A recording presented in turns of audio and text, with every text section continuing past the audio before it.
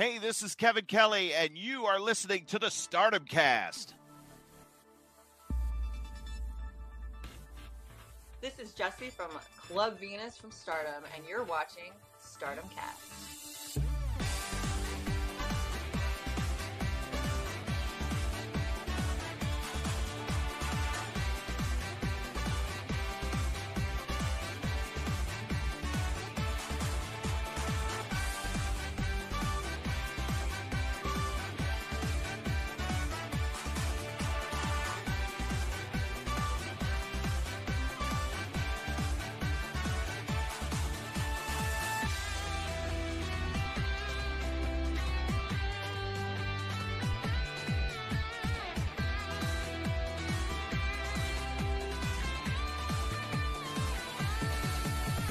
Hello guys and welcome to the Stardom Cast, your weekly audio source of all things World Wondering Stardom.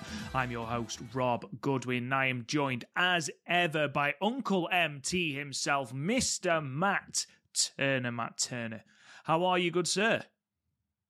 Rob Goodwin, I am fantastic. I just want to take this quick opportunity to give a shout out to our friends over at the At Odds with Wrestling podcast.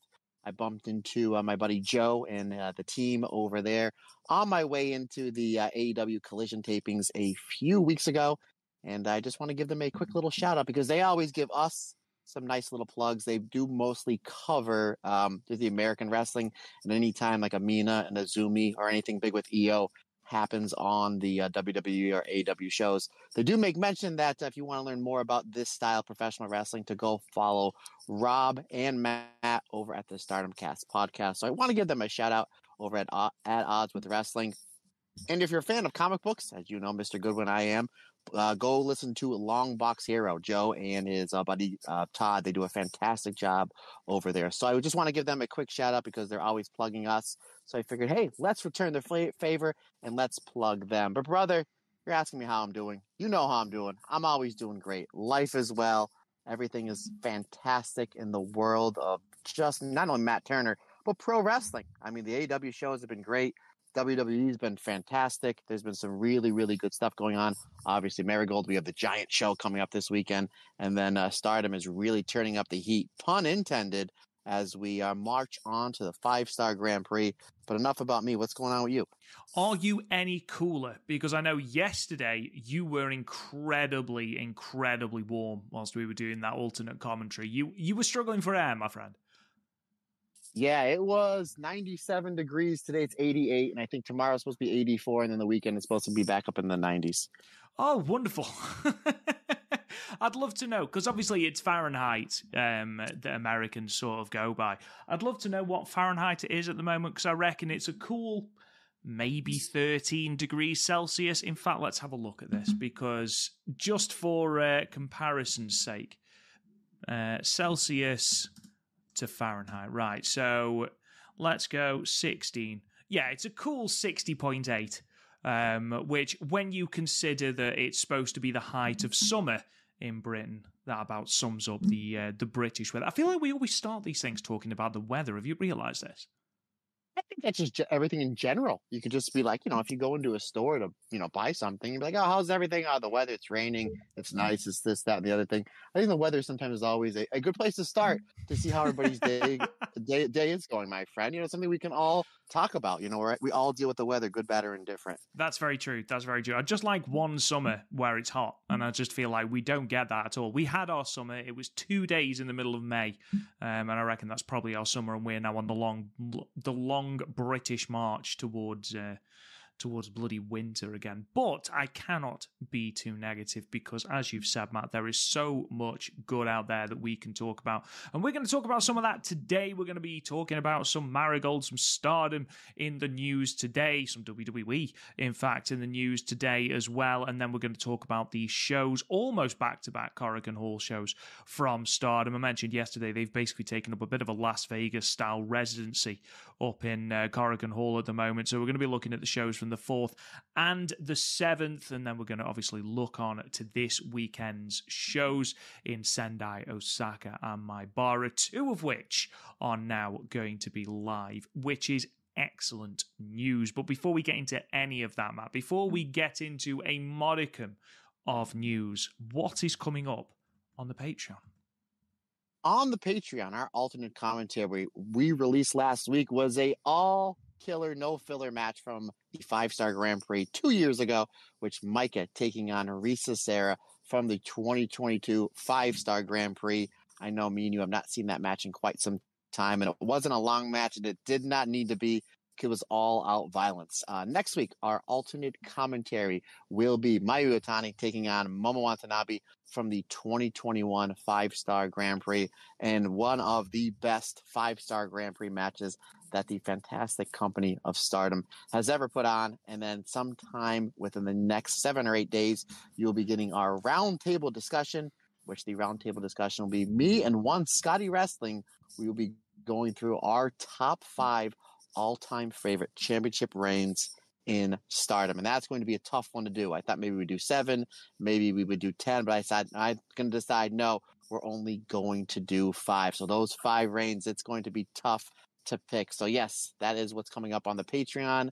That's this week, and then what's coming on the next few days, and then what's coming up next week. And then obviously by the end of the month, we will have our What If with Allison Danger, where me and Allison Danger fantasy book Forbidden Door with pretty much each and every pro wrestling company. So yeah, a lot of really good stuff already on the Patreon, and a loaded month of July as we head into the 5-Star Grand Prix month, my friend.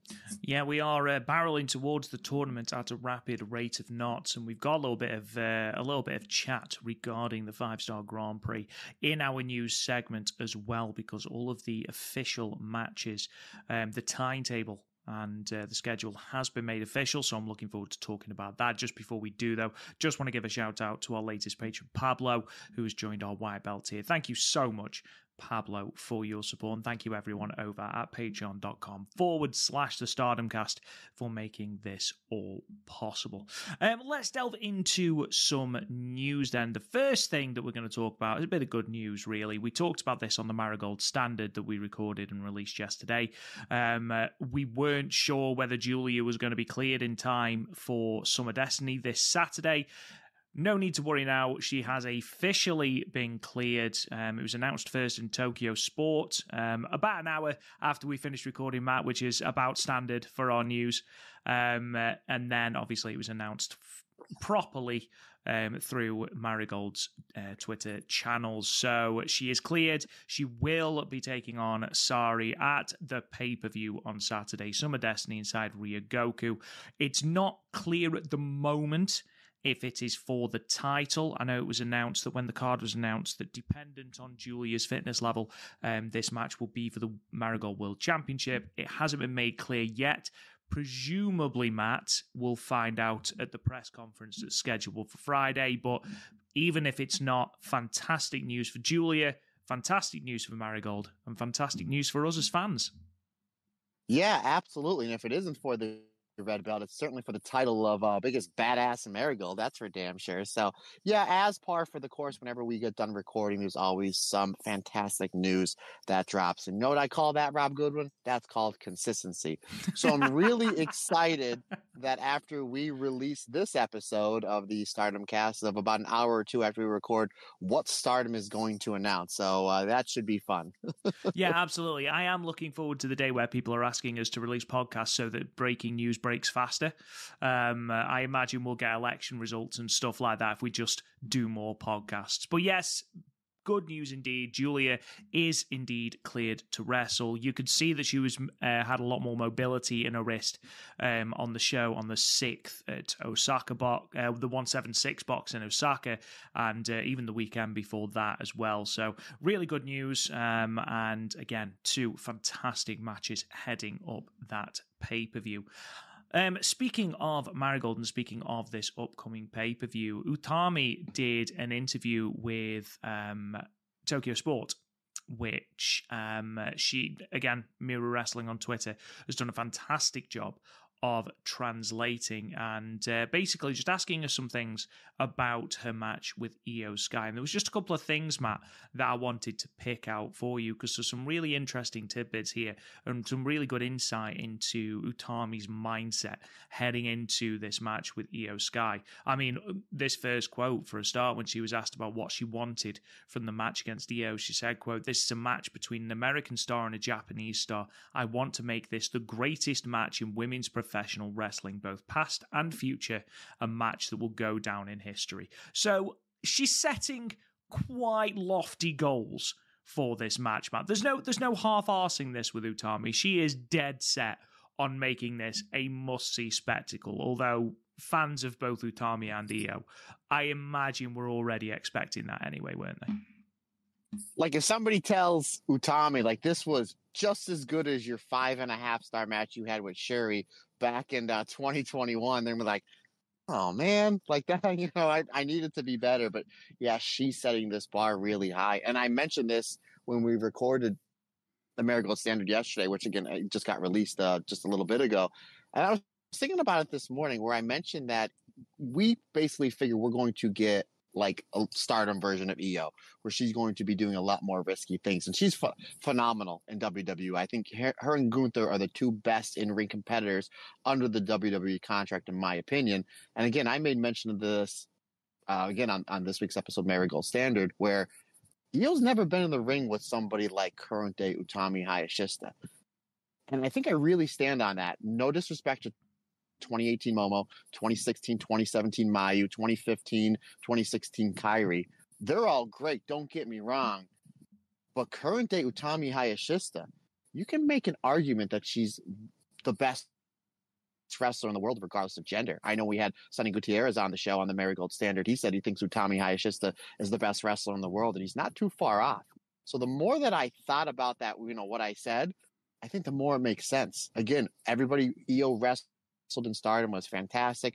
NXT, great. Everybody sees wrestling. WWE is great. Again, that's not a slight at anybody like that. I'm just saying, current day, 2024, Utami Hayashishita is one of the best wrestlers in the world, bar none. And this may be the best bell-to-bell wrestler that Io's ever been in the ring with. And she clearly wants to go out and hit about 19 home runs in this match. So, yeah, I'm super, super excited for this match, as if I could be more excited about it. The fact that Utami's like, no, this is going to be the greatest women's match of all time. It's like, all right, like, that's a high bar to set, and I'm good. I would not be shocked on Saturday when we read the show and we're like, yeah, it's up there. It's up there, my friend, because I know me and you both said this is going to be at least 4.5 stars. So obviously me and you, we have a very high threshold for this match, a very high opinion, very high bar set for this match. But Utami's like, no, double that. So, yeah, as if this match could be more exciting. Tommy wants to have the greatest women's match of all time. No big deal. Yeah, absolutely. And it is worth noting as well that she went on to say there are only a handful of wrestlers in Japan who can take on Io Sky in a singles match. I want to show Io-san and the whole world that there are such amazing wrestlers in Japan too. The usual rough fights are also welcome. Even if I get hit with a chair or a table, I will take it all in and stand up. I'll bring the best out of Io Shirai and Io Sky and win. And this is a massive chance to prove herself on an international stage as well, because Io Sky is not just bringing in tickets to Ryogoku, she's bringing in international eyes as well, and people are undoubtedly going to be watching this show for as people who aren't familiar with Marigold might be tuning in solely for this match. So there is a lot of pressure on Utami, and I feel like Utami is going to thrive on that pressure, and she's really going to raise her game, which is also a terrifying thought, Utami raising her game. But I think you're right, Matt. You said there aren't many people in Stardom who are like current day Utami, and there are those that you can argue that, like Io Shirai when she wrestled Viper, for example. Viper was someone completely different. And I would argue that wrestling in Utami is far more akin to wrestling a Viper Momo Watanabe hybrid than it is wrestling a Mayu, for example. So it's going to be interesting to see how they wrestle. And there's really a really sweet bit right at the end of this interview that I just want to bring up, because obviously they were like passing ships in the night. Io left in June 2018 and Utami debuted in August of 2018. So they've never been in the ring together. So some really interesting bits. However, something we didn't talk about is the fact that this is important for Marigold, full stop, outside of Utami. And she addresses this when she's asked about the importance of the Io Sky match. She says, quote, "Having Io here is a real opportunity. Rossi Ogawa-san said he wanted to hold a show in America. So I hope we can connect to that as well. The future of the company depends on me. So I'm going to put on a fight that will be a big step for us." So, you know, we've talked about how this is a huge opportunity for Utami to sort of stamp her name on an international stage. She doesn't see that. She is more thinking about the wider picture and the company. And we during the Marigold Standard and during the Summer Destiny preview that we recorded yesterday, I asked you, what's your idea of an ace? Or how do you define an ace? And I think Utami here has pretty much defined it. She's got the biggest match of her career against her idol, and at no point is she going, this is a huge day for me. Instead, it's a huge day for the company. It's a big step for us. It's not a big step for me, it's a big step for us. And she feels like the weight, not the weight of the company on her shoulders, because that's got negative connotations, but she seems to be bearing the weight of the company quite happily. And again, you know, she said about wanting to hold a show in America. If this is a success, you know, the crossover with WWE, the partnership that we know that they have set up, it's a very, very, very real possibility, isn't it? Yeah, I mean, you're exactly right. And what a better way than maybe WrestleMania next year. We talk about it all the time. We talked about it with the, you know, Wrestle Kingdom doing their own version of WrestleMania. Me and you were there in Philly last year when there was a ton of independent wrestling companies that ran. Everybody drew well because of the huge buzz around WrestleMania. You think you give Marigold after this show, another 8-9 months till WrestleMania next year in Las Vegas, and they're like, well, there's that Utami that had that great match with Io. She wrestles for this Marigold wrestling company. Oh, that Julia that we've seen on NXT for X amount of months, she was from there as well. So you already be creating some buzz, and then you can go and have a show over here in the States. I think that'd be the perfect opportunity for it. And again, Utami Hayashishita, very unselfish. We see it in the interviews, like you just said, my friend. You've seen it in the way she wrestles. We talk about it all the time, how she's so giving, not only to the opponents in the match, but the other if it's a tag match, the other tag partners in the match, to make sure everybody gets over. Hence, the match gets over. Hence, the promotion gets over. And if it's a championship match, the championship gets over. I mean, look what she did with the red belt. Look what she did in that white belt match with Saya Kamatani 2 years ago at a World Climax. She's a very unselfish wrestler. And again, it's the biggest match of her career. You just mentioned it, against her idol, the dream match she's wanted, and what she talked about. This is an opportunity for us. And she doesn't mean her and Io. She means the Marigold Wrestling Company, and maybe even Joshi in general, realizing that, like, the women's professional wrestling is so good, and it really needs to be recognized on a worldwide basis. So, yeah, good on Utami, my friend. Good on Utami. I'm so happy for her, and we know this match is going to be absolutely terrific. Really, really terrific. And again, Io, I mentioned this a couple weeks ago. It's not like she's middle of the card having 4 or 5 minute matches every other week on Raw. She's a prominent figure on Monday night on Raw. She's coming off a phenomenal championship reign. She's coming off, and we'll get into it at the end of the show, she's coming off one of the most insane spots in the history of ladder matches as well this weekend in Toronto. I was like, holy jeez. But it's like, and she's getting all this buzz, and now we're going over to Marigold in Sumo Hall in Rigoku and against Utami Hayashishita. I mean, this is literally the perfect storm, meeting the perfect storm, meeting the perfect storm. And again, brother, the fact that us wrestling fans get to sit there and watch this really is like a fever dream. And just in case you hadn't sort of understood just how much Io means to Utami and how much of an inspiration she is, Utami was asked about Io's last match in Stardom, which was June 2018. And she says, quote, "I was a trainee helping out at the concession stand, and I asked the staff if I could just watch this one match. So I watched Io's match from the south side. I still won't forget how moved I was to see Io flying from the stands." So the fact that Utami has that memory of Io, it really does sort of signify how important Io was to Utami's development. And I think for people who've watched Utami from the start of her career to where she is now, we're excited to see this for her. And everyone that saw her reaction, her very organic reaction, because she had no idea that this was coming, which is really, really, really sweet and wholesome. Her reaction at Korakuen Hall when Io came up on the screen, you know, you could see how much this means to her. And genuinely, I am just happy for her because she deserves it. And it's a nice moment on top of this being, you know, what could potentially be a huge moment for both Marigold and Japanese wrestling as well, really. But yes, I thought that was a really cool tidbit, Matt. Yeah, really good stuff. Again, this is just all melding together for what is going to be just an excellent show. And yeah, I mean, you again, Queen of Queens, you have two former members, leaders of Queen's Quest, two former Red Belt champion winners, two former Goddess champion holders, two former winners of the 5-star Grand Prix. And there's only a handful of wrestlers that have that same resume. And Io is leading this new revolution, women's revolution, on nationwide TV. And Utami Hayashishita is the ace of this new wrestling company in Marigold. And again, we talk about how giving Utami Hayashishita is. Io's the same way. Io is the same way. So you know that Io is going to back Utami up by going out there and giving one of the greatest professional wrestling matches that we've ever seen. Let's move on to Stardom then and some more 5-star Grand Prix talk.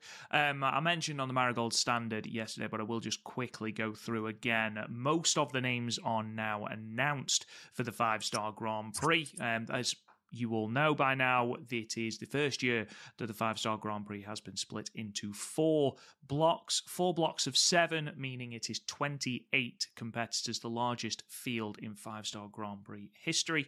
The blocks are Red Stars A and B, Blue Stars A and B, and the names are as follows. In Red Stars A, we have got Maika, Hazuki, Natsuko Tora, Natsupoi, Konami, Manami, who we're going to be talking about a little bit later, and a mystery opponent.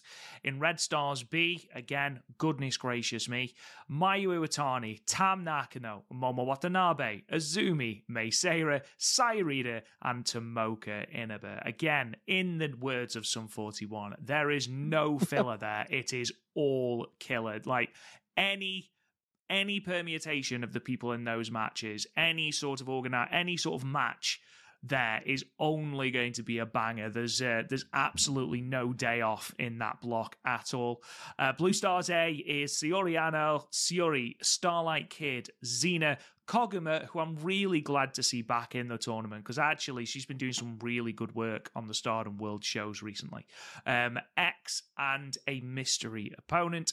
And then Blue Stars B has Suzu Suzuki, Saya Kamatani, Hanan, Amisori, Saki Kashima, Thekla, and Double X as well. So there are 4 spots empty, 2 mystery opponents and 2 X's. I don't know what the difference is between the mystery opponents and the X's, but there we are. Obviously, one huge glaring miss from that field is Mina Shirakawa. We did talk about this briefly yesterday, Matt, but I wanted to leave the bulk of the discussion for the Stardom cast. It doesn't look like Mina Shirakawa is going to be announced for this field, which is a real shame for Stardom fans. I think it's a huge miss for Stardom as well.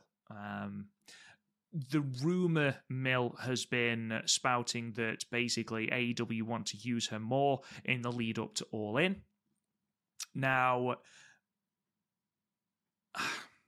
I can't personally see why Mina couldn't be in this tournament. It's a home promotion, and Stardom are well within their rights to say, no, you can't use Mina. It's our premier tournament. And it was interesting something you said yesterday, Matt, about just what have Stardom at the moment. And again, this is all sort of hypotheticals, and obviously we don't know who these people that are going to be announced are. We might well get 2 huge stars from AEW. Okay, I don't know. At the moment, Stardom as a company are getting very little from the AEW partnership. And I know this is something that New Japan fans are very vocally upset about in terms of their relationship with AEW as well. Even Forbidden Door, where, you know, Mina Shirakawa, Tam Nakano, and Momo Watanabe were all on the card in front of huge crowd and an even bigger television crowd, it didn't feel like the name Stardom was being put over much. You know, whether it's commentary not even knowing the name of moves, which I'm not saying that you need to know the name of moves, that's not what I'm saying, but it didn't feel like Stardom was being advertised. And I feel like that is really the bare minimum that Stardom should be expecting as a part of this partnership, Matt. Yeah, you know, and from what we understand is there's work visas being worked out. Tony Khan's trying to get some work visas from some of the wrestlers to go over to Japan, and that might be some of the holdup. But I made mention, it's just like you're putting the Stardom wrestlers on these shows in front of a couple thousand people, and then the non-pay-per-views you're drawing anywhere to 600,000 to 800,000, depending on if it's Rampage, Collision, you know, Dynamite, you know, what have you. So the least you can do is, on their way to the ring or why they're putting in a headlock or something like that, plug the next show. By the way, Mina Shirakawa's wrestling Anna Jay. If they're working a headlock, if you're liking what you see here, Stardom has a pay-per-view, The Conversion, or subscribe to Stardom World. It comes out to like, you know, $2 a week, you know, and put the website on the thing. It'll take you 20, 30 seconds. Or even put something up on the on your AEW website for a link to where you can see Stardom. It doesn't take that much. And I'm not one of these wrestling fans that's like, well, if Mina's going, we want Mercedes Moné and Toni Storm and Deonna Purrazzo in the 5-star Grand Prix. That'd be great, but no, that's not, you know, let's think logical about it. But at the same time, it's like, just do some advertising, do some ad plugging, because I cannot tell you, and you're probably the same way, a lot of the AEW fan base is like, even when Mariah May came over, because they put her over, she was from Stardom. Her and Toni Storm were talking about, they were from Stardom. When Mariah May first came over, they kept mentioning, and they did more mentioning Mariah May in Stardom than they did Mina, and Mina currently works there, is currently under contract with Stardom. When Mariah May came over and they kept mentioning Stardom, I would have a lot of people, even friends of mine that work for AEW behind the scenes, were like, can you tell me more about Mariah May? What are some of the matches? Tell me her movesets. So a lot of the American fan base, they want to know more about Stardom because it's a completely different style than we're seeing on American TV. Completely. Now, I'm not saying for better or for worse, it's your option. Obviously, I prefer the Stardom style pretty much more than anything. But again, it's just, you know, my flavor of ice cream that I like. So the fact that you're not saying anything or even giving them a free quick commercial, 20, 30 seconds. If you want to find out more, click the link and onto this. They always, here's a new t-shirt that's out, or here's a match that's coming up, or here's this guy's YouTube show. They do a great job promoting certain things in between matches or in between holds. Why can't we get that for Stardom? 20, 30 seconds. That's all I'm asking for. You have over 500,000 people watching this. A good majority of those fans that are watching this, wow, this Mina's great. Azumi absolutely blew it out of the water in Collision in Kentucky, which is not known as a huge wrestling town. It's like, no disrespect to our listeners in Kentucky. It's not Philadelphia. It's not New York. It's not Dallas. It's not Chicago. It's not San Francisco. But Azumi's stealing the show in a match with Toni Storm on Collision where they're chanting her name. Why can't we get a quick 20 or 30 second plug? That's my main thing. That is the big thing that it's not going to cost you. It's going to cost you 20, 30 seconds of airtime. It's not costing you any money. Like, that's my main thing, is they need to be plugging these Stardom shows. Obviously, Tony Khan is through the moon. He is so happy what is going on with his relationship with Stardom. Again, Bryan Danielson is absolutely Bryan Danielson, arguably the greatest wrestler of this generation, has been very vocal about how impressed he is with Azumi and Mina Shirakawa. Just give us a 20, 30 second plug. That's all. I'm not asking to move the moon. I'm not asking for Will Ospreay versus Azumi, even though that'd be great. I'm not asking for Shibata versus I'm not asking for Shibata versus Suzuki. Well, maybe I am, Yes, but you know are. what I mean. Yes, you are. We all are, Matt Turner. But you know what I mean. Again, 20. I apologize, folks. I just keep repeating myself. For somebody who's into advertising, into marketing, that's my main job. It's like it's right there. It's all right there. Just do it. Just give us 20, 30 seconds, quick plug, and I think that would help the Stardom brand out so much more. It would. And again, this isn't me and Matt go, you can't have Mina, you can't have Mina. This is fantastic for Mina. Like, her exposure, her brand identity is going to go through the roof. And I am genuinely really happy for her. Go on, Matt. I'm sorry. And maybe this is something Mina wants to do. Exactly. Again, maybe this is something when contract time was coming up at the end of March, and we didn't know who's going to Marigold and who's going to Stardom. This is something where Mina was just like, yeah, I'm going to re-sign with Stardom. Apparently, we have this working relationship with AEW. Can I work some dates with AEW? Maybe even in the summer. They were like, yes, Mina, absolutely. And maybe this is something that Mina wanted to do. And maybe this was something 2, 3, 4 months ago that Tony Khan, Mr. Okada, and Mina all came to agreement with, that she wasn't going to be in the 5-star because she's getting, you're exactly right, brother, the exposure for herself and Stardom to help, the company out on worldwide TV. If you watch Mina's entrance, she has the Stardom video wall, and it says Stardom. It flashes Stardom on her video wall. So at least you're getting that graphic up. So at least there's that. And I think, again, Excalibur, Tony Schiavone, Taz, Nigel McGuinness, whoever is on commentary for AEW, I know that they have a ridiculous amount of things to say. And, it became a bit of a meme at one point about how much Excalibur had to go through on Go Home shows because he whizzed through absolutely everything for the 25 different shows that AEW had at that time. And I'm certainly not expecting them to memorize movesets, to memorize everything to memorize entire backstories. But Tam Nakano and Momo Watanabe were facing each other on the pre-show. They are in the same block of the 5-star Grand Prix. It would have been perfect here to just say, if you like what you see from these two, then they are facing off in the same block of Stardom's 5-star Grand Prix running August 10th until, August 8th. No, August 10th. It is August 10th. August 10th all the way through to the end of August.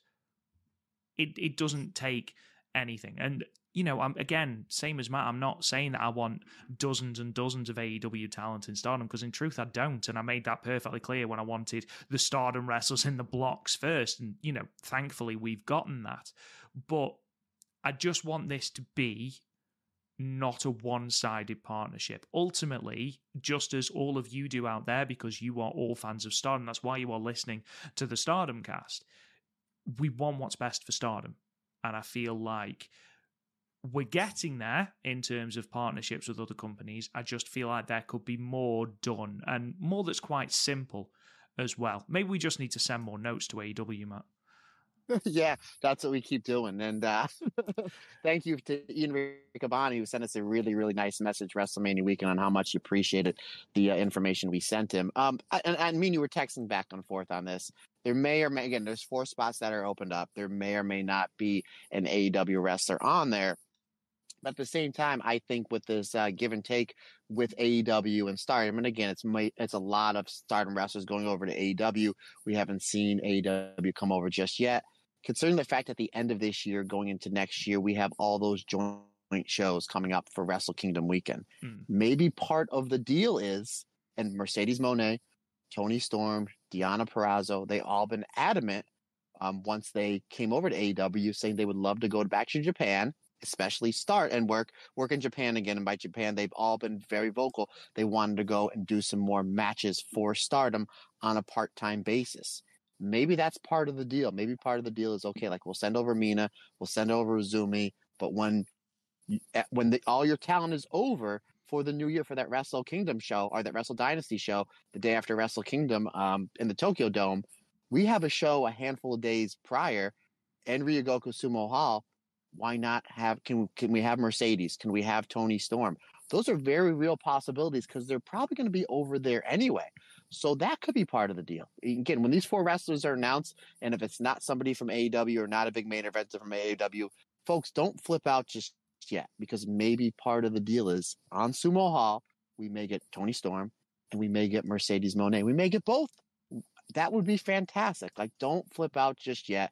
They're working through everything. They have storylines going on. They have their biggest show of the year, All In, coming up in the next few weeks. So really, really, really, good stuff on them. And the AEW product is really hot. It's been the hottest it's been, in a year and a half. They're selling more tickets. The ratings are starting to go up. We're putting the Stardom wrestlers and there are more eyeballs on them. I would not be shocked if at Sumo Hall that we get a Tony Storm and or a Mercedes Moné. So maybe that's just my positive wishful thinking. But if you take a step back, it wouldn't make sense. They're going to be over there anyway. Why not let them work that Stardom show and help sell tickets? And ultimately, does this 5-star Grand Prix need AEW wrestlers? I mean, we've just gone through the competitors. Just let me read through Red Stars B again. Mayu, Tam, Momo, Azumi, Meisera, Saya Iida, and Tomoka Inaba. Does that get improved at all by an AEW? No. I mean, the Stardom roster is incredibly deep, and that's proved by the fact that we have some absolutely incredible matchups. I just feel like the indecision surrounding Mina and the is she, isn't she, there's been no official confirmation from Stardom that Mina isn't going to be a part of the 5-star Grand Prix, even though, it's glaringly obvious. And, just a little announcement would be great. She's not going to be in. However, here are the other 4 names. I do think that after Mikuru Iwata and Saori Anou have that match in Sendai Girls, I do think you're right. I think Mikuru Iwata will be in that Blue Stars A. And just to sort of go through as well, we did have announced the first night's matches during the 4th of July show. This is going to be from Yokohama Budokan on the 10th of August. Why do I keep saying the 8th? But in the red block, we've got Maika versus Natsupoi, Hazuki versus Manami, Konami versus Natsuko Tora, Mayu Iwatani versus Tam Nakano, Azumi versus Momo Watanabe, and Meisera versus Tomoka Inaba. That's just from the red blocks. Blue blocks, we have got Shiori versus Starlight Kid, Xena versus X, whoever X may be, Suzu Suzuki versus Hanan, Saya Kamatani versus Amisori, and Saki Kashima versus Double X.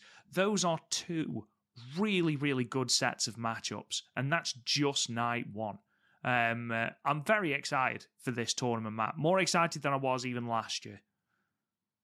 Yeah, again, these tournaments, it just seems like every year they're fantastic. They're really, really good. Obviously, me and you lean towards the 2021 and the 2022 tournament as the best. The 2023 could have got there. Obviously, we had so many injuries that derailed it, and it still was a really, really good tournament. And this thing is absolutely loaded. And considering the fact that it's a different format, because instead of just the Red Stars and the Blue Stars, we have different subdivisions where there's going to be a final 4 to get into the finals and ultimately be the big winner.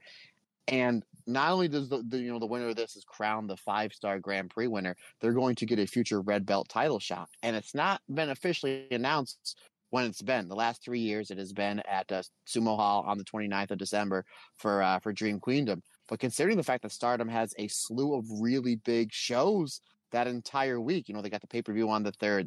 They can put that match in the Tokyo Dome. You can put that match in the Tokyo Dome because that would be a good possibility. So there's a lot of really interesting things that they're building up going into the 5-star and then coming off the 5-star, going into the winter months, and then after the holiday into the new year. So they have a lot of really big matches and big venues to fill. And this is really just the big springboard going into the end of the year. So, I'm kind of looking at the brackets, and obviously we don't know who those 4 competitors are, but I'm kind of coming out with my picks in my head and certain people that I like.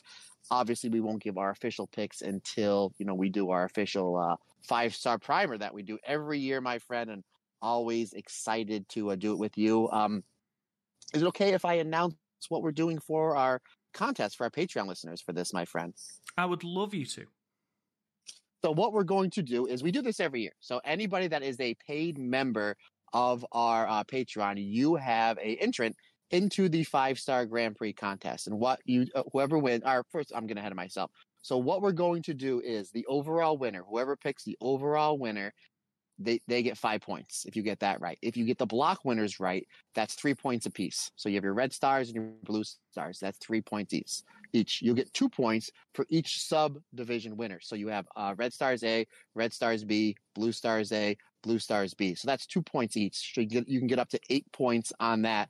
And just for fun, Rob, just for fun, whatever wrestler that you guess has the least amount of points, you will get 1 point. Now, say there is 3 wrestlers that are tied for the least amount of points. Let's just say it's Ami Sourei, Saki Kashima, and Iida. I'm just throwing 3 names out there. Say they all tie with 2 points and you have one of those right, you get the point.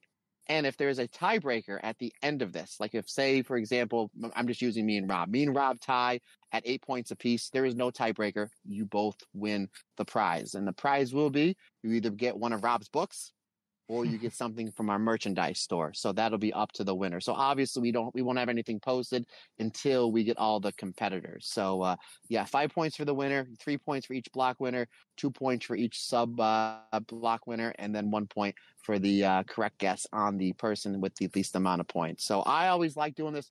It's basically just a thank you to all of our fantastic Patreon listeners. And it just makes this tournament even so much more fun to see who's guessing what.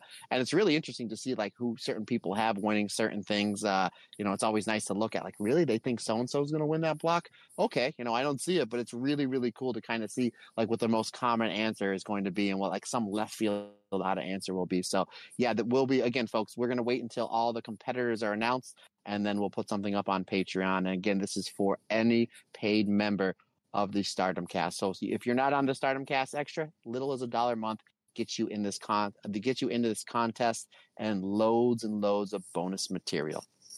And just quickly, I want to talk about the final night of block action. So, of course, with there being 4 blocks this year, there's quarterfinals, semi-finals, and a final, whereas before, every other year, the final block matches have taken place on the same night as the final. However, the last night of block action is the 25th of August in Yamagata Big Wing. Now, this is where we can sort of see, Matt, who we think is in the running in terms of block winners. And don't forget, it is, of course, the top 2 from each block that go up this year. That's football talking, that go into the quarterfinals this year. So these are the matchups on this night. And it's interesting to think which matches might be potential, quote-unquote, block finals.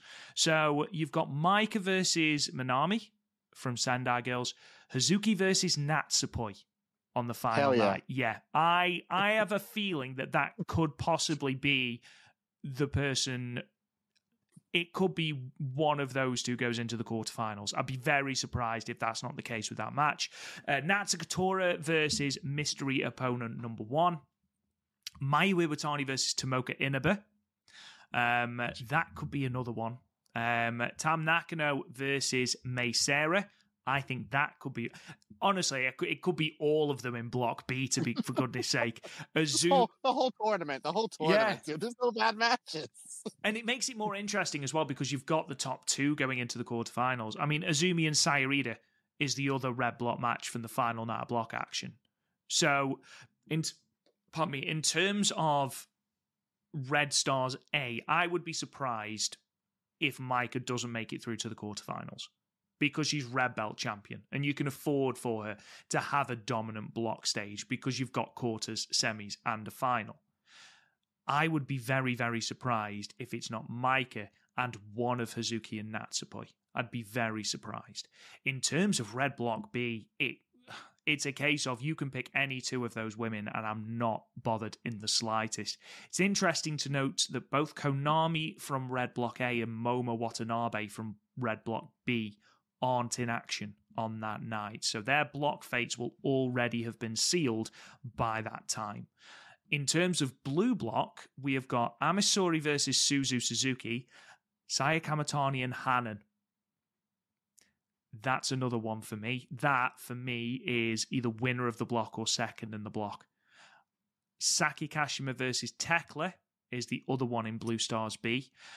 Blue Stars A, Saori Anou and Koguma. Syuri versus mystery opponent 2. Starlight Kid versus Xena.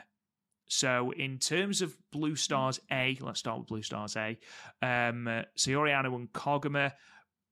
you could be doing the redemption arc of Saori Anou, which we've sort of seen begin to play out on these Korakuen Hall shows.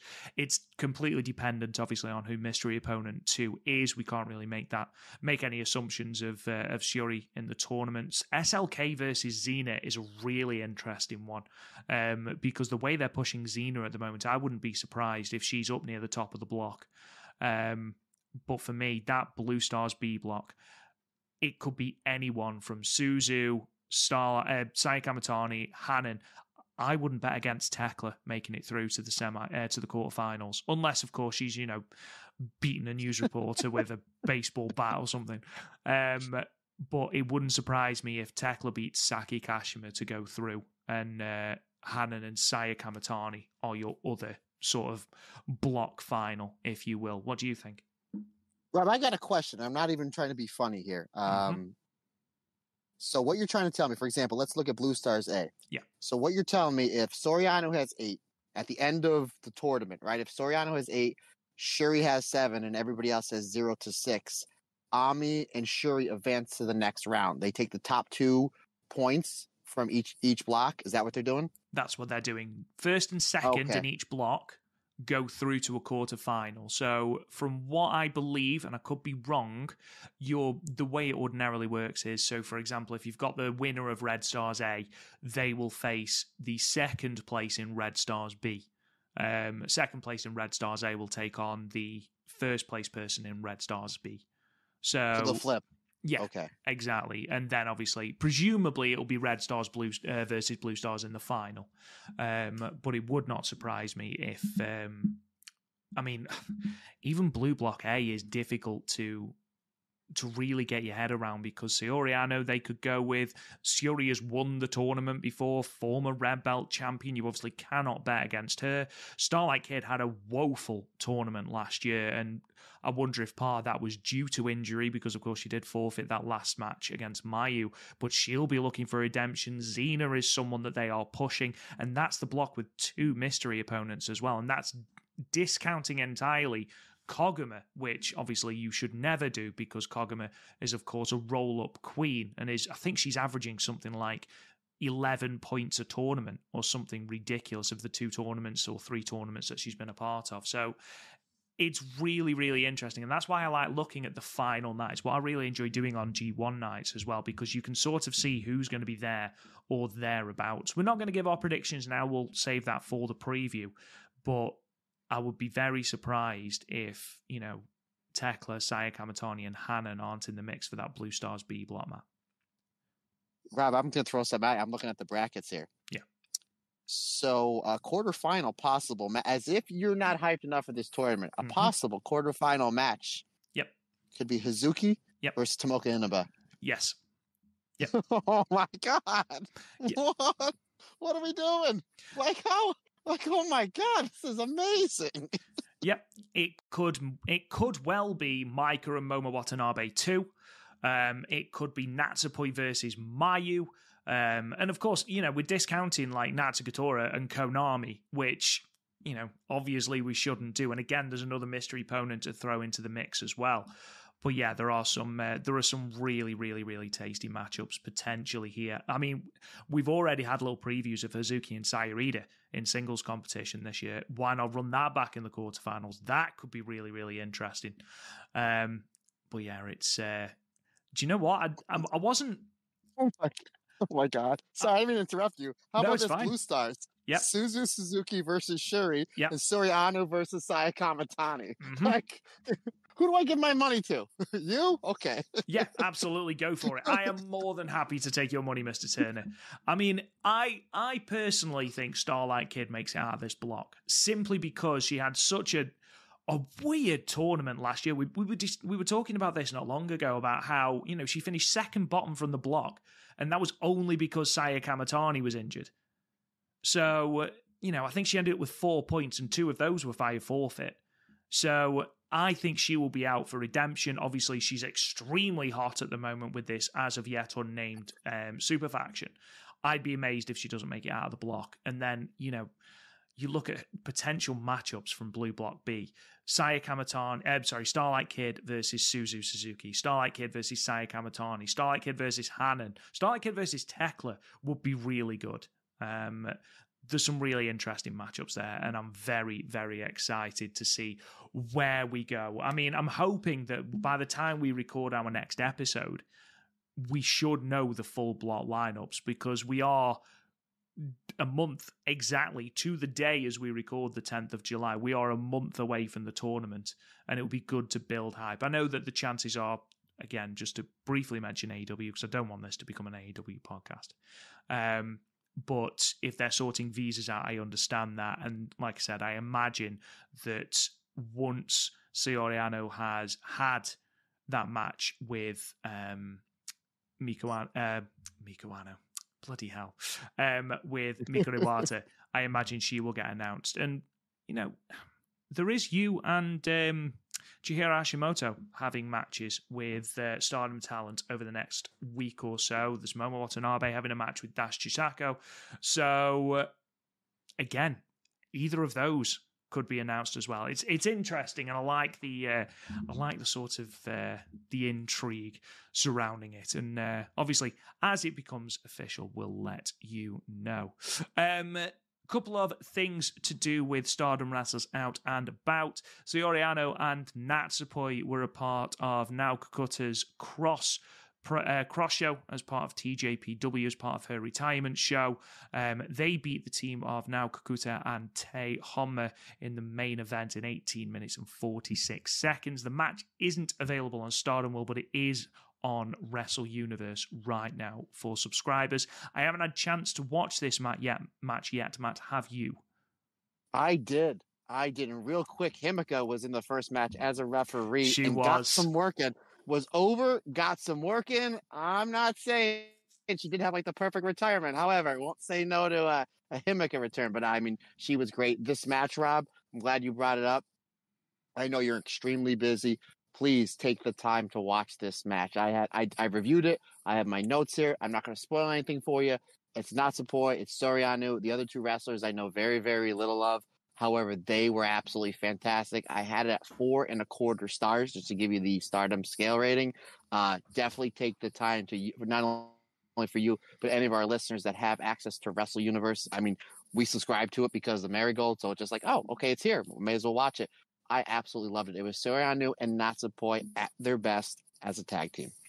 And just on the point of Wrestle Universe, if you are a subscriber because of Marigold, obviously the Sendai Girls show, which will have the Saori Anou and Mikuru Iwata double championship match, that is live on Wrestle Universe on Monday, I believe, the 15th of July. So definitely check that out. Speaking of wrestlers out and about, Momo Kogo lost at CMLL's Ladies Ring Lucha Fest in Shinkiba First Ring to La Amapola in 11 minutes and 32 seconds. It was a show that actually in the main event saw Unagi Sayaka win the CMLL Japan Women's Championship from Dark Silhouette. So it's always nice to see Unagi doing well. The match is on Stardom World, the Momokogo match. Again, haven't had a chance to watch it yet, but it is up there. Matt, have you had a chance to watch this yet?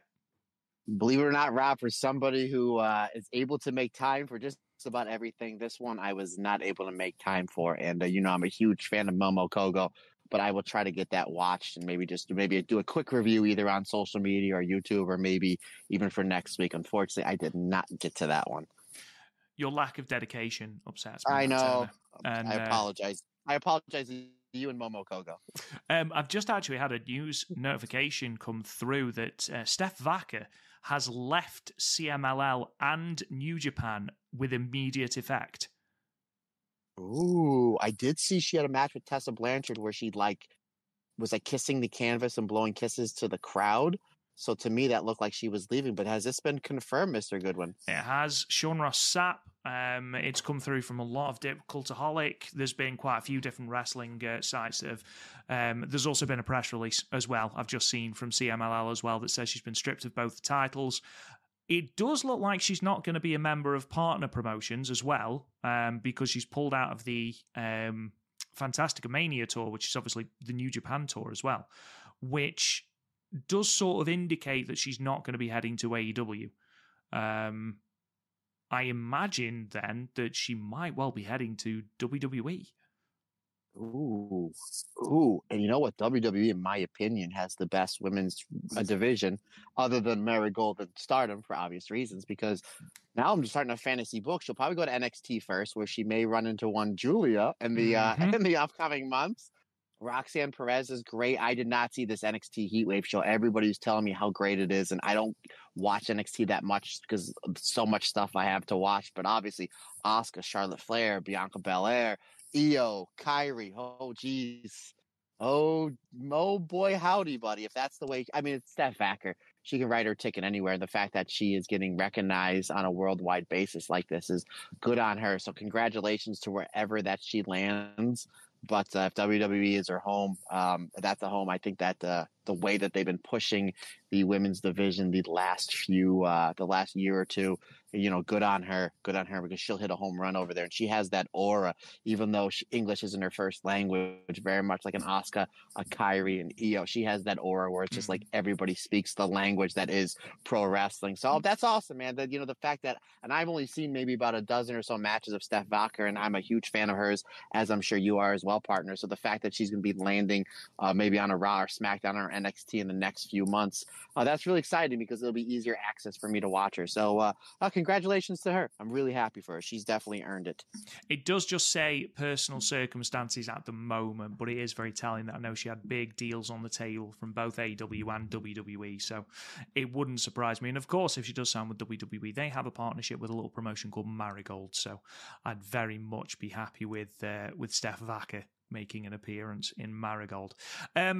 More great work from Mira Wrestling in terms of translations. Mayu Iwatani and Saori appeared on Yuji Nagata's YouTube channel, and he asked a lot of in-depth questions. Mayu gave a lot of Mayu-type answers, one of which where she told everyone that she got into pro wrestling because she wanted to date a male wrestler, which I was like, why did you sign for a female wrestling promotion then? But that's beside the point. They also asked, and it's brilliant, Yuji Nagata asked her if she is as clumsy as she portrays. And rather than give an answer, Mayu looks at Saori, who bursts out laughing. So apparently that isn't a gimmick. It is just her being really, really clumsy, and it is just her in real life. But the bit I wanted to bring to your attention is Yuji Nagata asks about the Marigold split. And Saori talks about it, and she speaks really quite candidly about it, and it's just I think it's like a 2-minute clip on Twitter. Again, at Mira Wrestling has done the translation. It's English subtitled anyway, but basically the gist of it is that Saori says everyone in Stardom thought that Mayu was going to be one of the ones going to Marigold, and she said that if Mayu had gone, there would have been a lot of the wrestlers that would have followed her, including her. So, and then Mayu said, well, she did say it's a bit of a taboo subject to talk about backstage. But she sort of then said about how she feels like she's repaid Rossi Ogawa for the faith that he showed in her. And she doesn't feel like yet she's repaid that Bushiroad faith. Now, again, this could just be, Mayu playing the PR game. Who knows? But I thought it was really, really interesting from Saori just being really, really, really candid and saying, yeah, if she'd have gone, I'd have gone with her. Because, and I believe her exact phrasing is that she's the most, Mayu's the one she's most indebted to for where she is now, which I thought was lovely. But Nagata actually says, it sounds like a lot of people, Mayu, basically look up to you.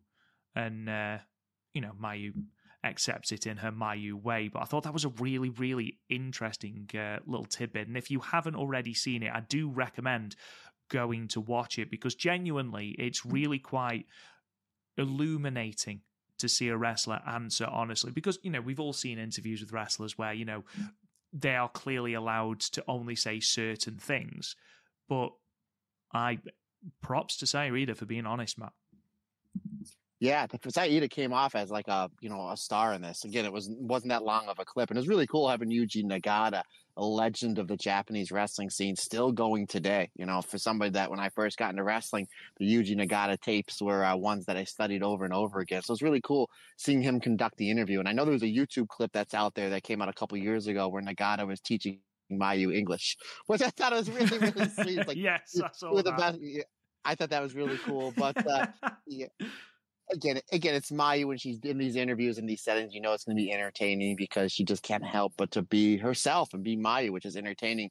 But I thought it was really cool for Saori Anou to be there because the interview was kind of just at least what I saw was kind of just Nagata talking to Mayu, and Saori Anou just kind of happened to be there. But Saori Anou was like, she literally maximized every second she had, where she was like, no, this is everyone thought she was going. Here's what I was going to do. Saori Anou really came off like really, really cool in that aspect. And I think wasn't there part of this interview, correct me if I'm wrong, partner, I don't know if you've seen it, where it's like Mayu, she tried to translate herself as like a kick-ass wrestler, and it came across as a weird translation and a pop Nagata. It was something like that where it was really, really overly funny. I forget what it was, but there was some part of the interview where like she messed up the translation, where she said like something of her being a kick-ass wrestler, her trying to get her ass kicked, or I forget what it was. I'm sure someone will correct me, but the one thing I would like to see, and maybe it happened off camera, I would love to see a chop and kickoff with Nagata and Iida, but maybe that's just me. But no, I always love it when Mayu kind of does these unkayfabe / kayfabe kind of interviews because, again, she's so charming, she's so endearing, and yeah, it's really interesting that had Mayu left, it might have been the domino effect, and that just goes to show you what a locker room leader she is. She really is the foundation that is Stardom. Obviously, we talk a lot about Kairi's impact and Io's impact and Nanae Takahashi's impact and Yuzuki Ayakawa's impact in the first few years and what Utami did and what Julia did and what Saya Kamatani continues to do. But Stardom is Mayu. Mayu is Stardom. And it clearly comes across in this interview where Saeed is like, yeah, we're all going. If the promotion was going to get shut down, like Ogawa would have been like, how do I afford this? But yeah, it just goes to show you how much everybody loves Mayu, and not just me and you, buddy. I mean, to be fair, Marigold have released like 3 photo books in the space of about 25 minutes, so maybe he's trying to get that dollar in for Mayu next year. Who knows? But yeah, we talked earlier about Utami being the icon and the ace of Marigold, and how, an icon is not just someone who's fantastic in the ring. Everyone knows that Mayu Iwatani is one of the greatest wrestlers of all time, and I will not hear a word said against her. But it's clear that there's so many wrestlers backstage that look up to her. And that, to me, is what an icon, what an ace is. It's not just your ability in ring or your championship reigns. It's also how you conduct yourself and how you are backstage. And I think Mayu embodies that really, really well. It's a really good interview as well. So if you've got time, go and check out all of the clips. Or if you're fluent in Japanese, please go forth and watch it on YouTube. Final couple of things then. Something that, do you know what? I'm going to leave that because I want to talk about that with the Mikuru Iwata and Saori Anou match. Just final thing, the show from Osaka, the Stardom show from the 12th of July, which is this Friday, featuring Maika and Saya Kamatani versus Meisei and Azumi in the main event, and a singles match between Starlight Kid and Miyu Amasaki. That was originally going to be video on demand. However, it's been announced today that will now stream live on Stardom World, which, Matt Turner, is only a good thing. Am I right? Yeah, that card looks really, really good. A lot of really cool stuff on there, especially with Mike and Sai Kamatani teaming. And then Miyu Amasaki and Starlight Kid. We've seen Miyu Amasaki's praises quite a bit on the show, but the fact there's no tag, there's no tagging with Azumi or there's no tagging with Starlight Kid. It's her and Starlight Kid in the ring together. So I'm really excited to see the singles improvement of one Miyu Amasaki. And maybe, we talk a lot about, not only on this show, but the Marigold show that we just dropped, about who those 4 wrestlers could be in the 5-star Grand Prix. Let's not count out one Miyu Amasaki, because she's been absolutely terrific as well. I would definitely not say no to that. Maybe she gets a win over Starlight Kid, and then Mr. Okada gets on the microphone and says, congratulations, you beat one of our big stars. You're one of the X's in the 5-star Grand Prix. That's a possibility. But yeah, really looking forward to this show and the fact that it's going to be live on Stardom World. So this might be the appetizer to Summer Destiny for me, my friend. But yeah, I mean, just more great wrestling that we get to watch this weekend. Again, and then we get to come back here next week and talk about and review it. How lucky are we? I mean, I no disrespect to Miyu Amasaki at all when I said that the only real name is missing is Mina Shirakawa. I would love to see Miyu Amasaki in this tournament, and actually, looking back at it, I think she's really quite unlucky to not be named in this tournament, because you're right, in terms of improvement, I think she has been one of the foremost improved wrestlers.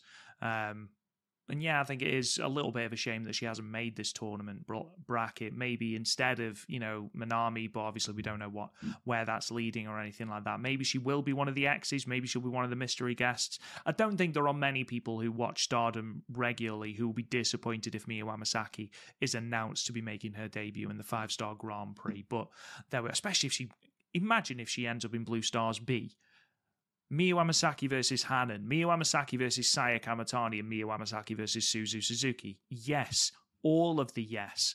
Right, let's start talking about these shows then. So we've got 2 shows to talk about today, both emanating from Korakuen Hall. The first, Stardom Nighter in Korakuen Hall from the 4th of July 2024.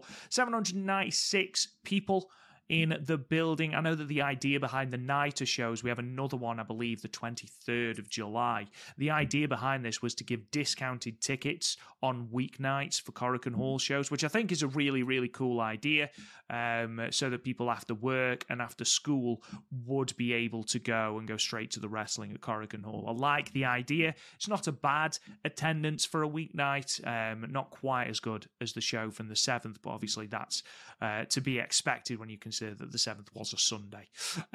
Just to give you a rundown of the results then, we open with Tam Nakano defeating Rian in 8 minutes and 25 seconds with the Violet shooting. Azusa Inaba and Rina defeated the EXV team of Hanako and Waka Tsukiyama in what was effectively a New Blood Tag Team #1 contendership match. Inaba pinning Waka Tsukiyama with something that was translated to Bubba Killer #2. It was a really cool cross-legged pin attempt in 7 minutes and 42 seconds.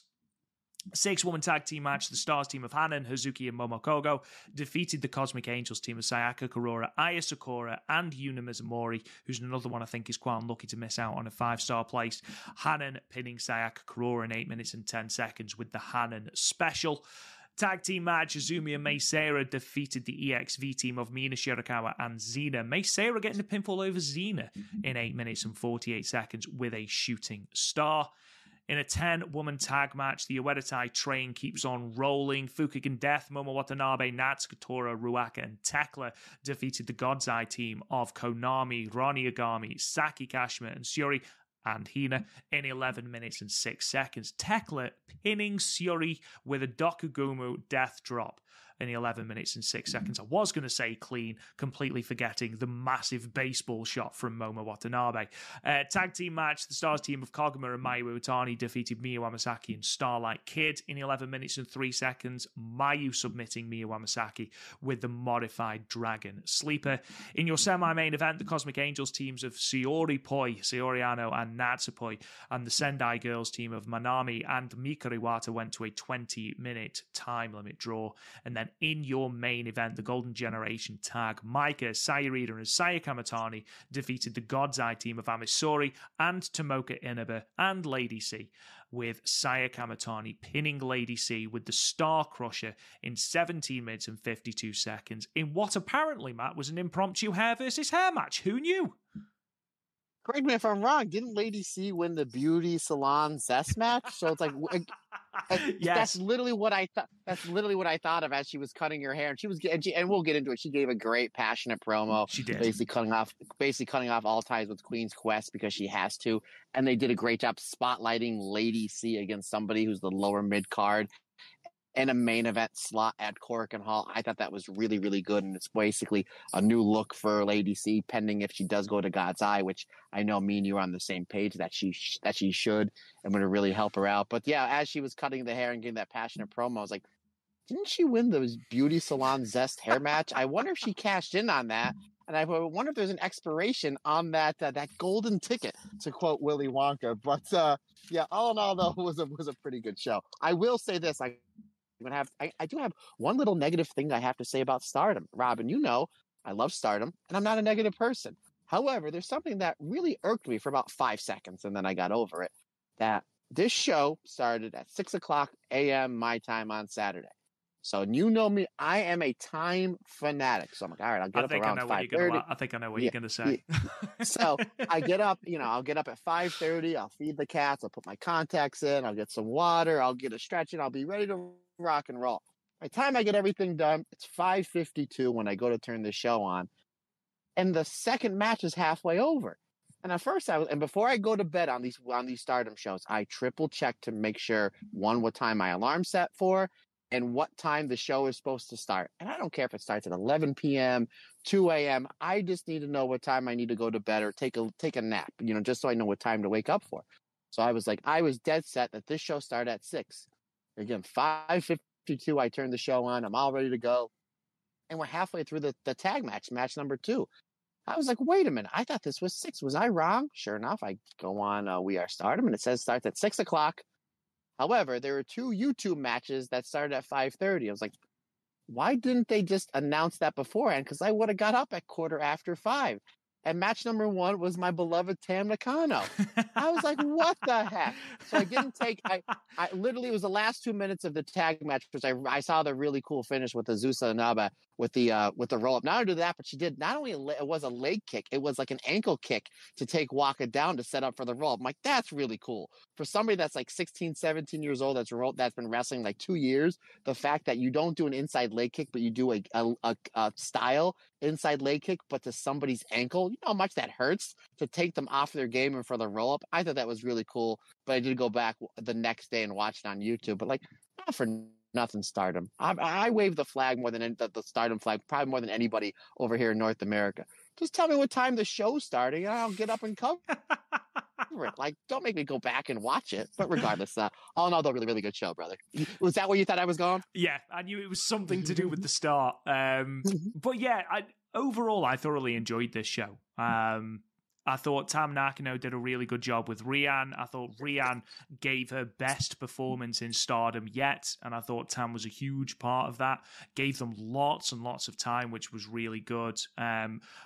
Really enjoyed the Oedetai versus God's Eye match. And it's not often I say that about Oedetai in just a straight match situation, but thoroughly enjoyed it. And it actually made me really excited to see Momo and Thekla versus Konami and Saori, which is obviously what they teased at the end of this. And then, again, I said when we did the block announcements for the 5-star Grand Prix that Koguma has low-key been putting in some really, really, really good performances. And this was another one against Miyu Amasaki and Starlight Kid. I thought her exchanges with Starlight Kid were absolutely phenomenal. However, Matt, there is only one place we can start on this card, and that is, of course, with Fukigen Death. No, it's the semi-main Cosmic Angels, Saori Anou, and Mikuru Iwata and Manami.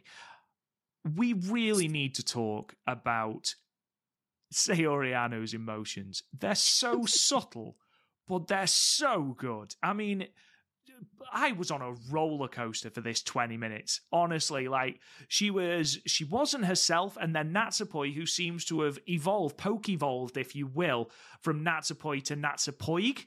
Is that the natural evolution of a Natsupoi? Natsupon? I don't know. But she seems to have evolved into like her life coach and proper slapping her to tell her get into the match and stuff. It's brilliant. She builds up her momentum when she's facing Manami, and then the moment Mikuru Iwata tags in, her face falls. She can't get a move in edgeways. You can just see her refusing to, ordinarily when someone grabs her hair, she grabs it back, has that vacant smile look that makes you think, oh God, things are going to go down. She just hadn't. It looked like the fire had gone out of her eyes. I think they're doing such a good job with this. And they actually did a bit on social media where Saori Anou did an interview and said, I had to go home to my mum. My mum was like, I've never seen you like this. You're so down.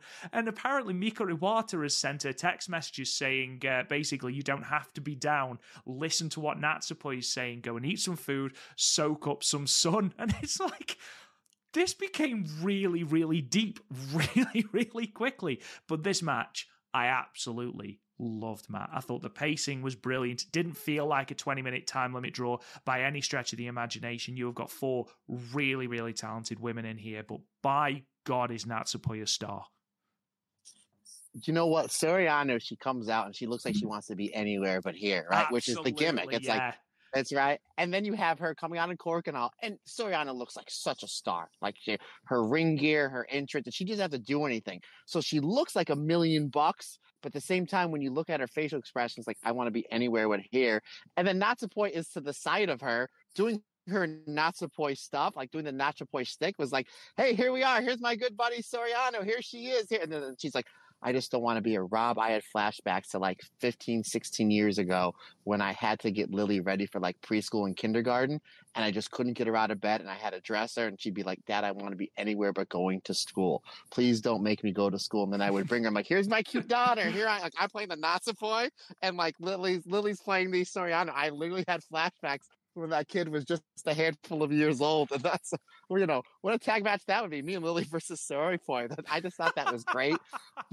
Obviously, we know what Miko Wada can do. We know what Saori Anou and Natsupoi can do. We've been covering them since, you know, for the last handful of years. Obviously, you've been covering Natsupoi since, when you started this podcast, 5-6 years ago.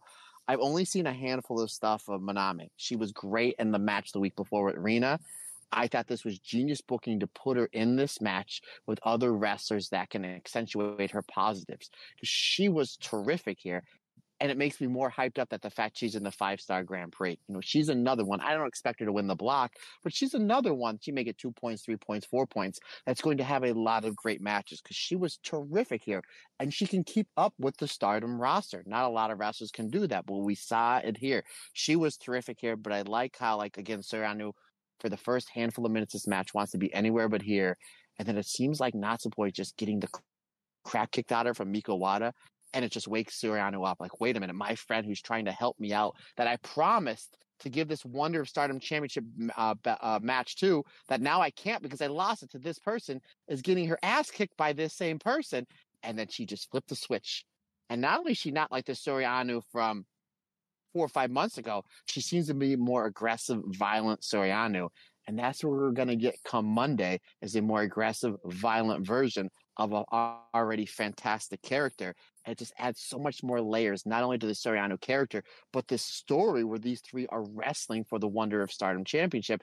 And now we'll get into it when we cover the next show. Now we're going to be adding Hazuki into this picture for what they literally laid out right in front of us. It's like, man, this white belt scene has always been good. But boy, howdy, what they're setting up, not only in ring, but story-wise, is fantastic. And the fact that everybody's texting Saori Anou is like, hey, don't be down. Like, leave me alone. I'm gonna go see my mom. Like, that's like, like, I'm upset. I need to have my mom coddle me, which I think adds to the story. But I just love it how it really seemed like it took Miko Wada, the person that took the white belt from Saori Anou, beating up her friend Natsupoi right in front of her, to snap her out of the funk. And as if I wasn't more pumped up for this match we're getting on Monday, that just adds so many more layers to it. And again, I don't know which way they're going to go. It could go to Miko Wada. It could go to Saori Anou. The fact it's for the Sendai Girls belt, I don't know if it'll go to Saori Anou. I'm putting my money on the old TLD, which I got no problem with. And then I think they run it back in the 5-star. If Miko Wada retains on Monday, I think she's a shoo-in for the 5-star. And that's really kind of what I want most out of this. But regardless, Rob, it really seems like in the next handful of months, we're going to be getting some matches for the Wonder of Stardom Championship with Saori Anou, with Miko Wada, with Natsupoi, and with Hazuki. Like, hello. Like, that's just insane. This match, though, was my favorite match of these two shows. Absolutely loved it. I figured it was going to go to a time limit draw.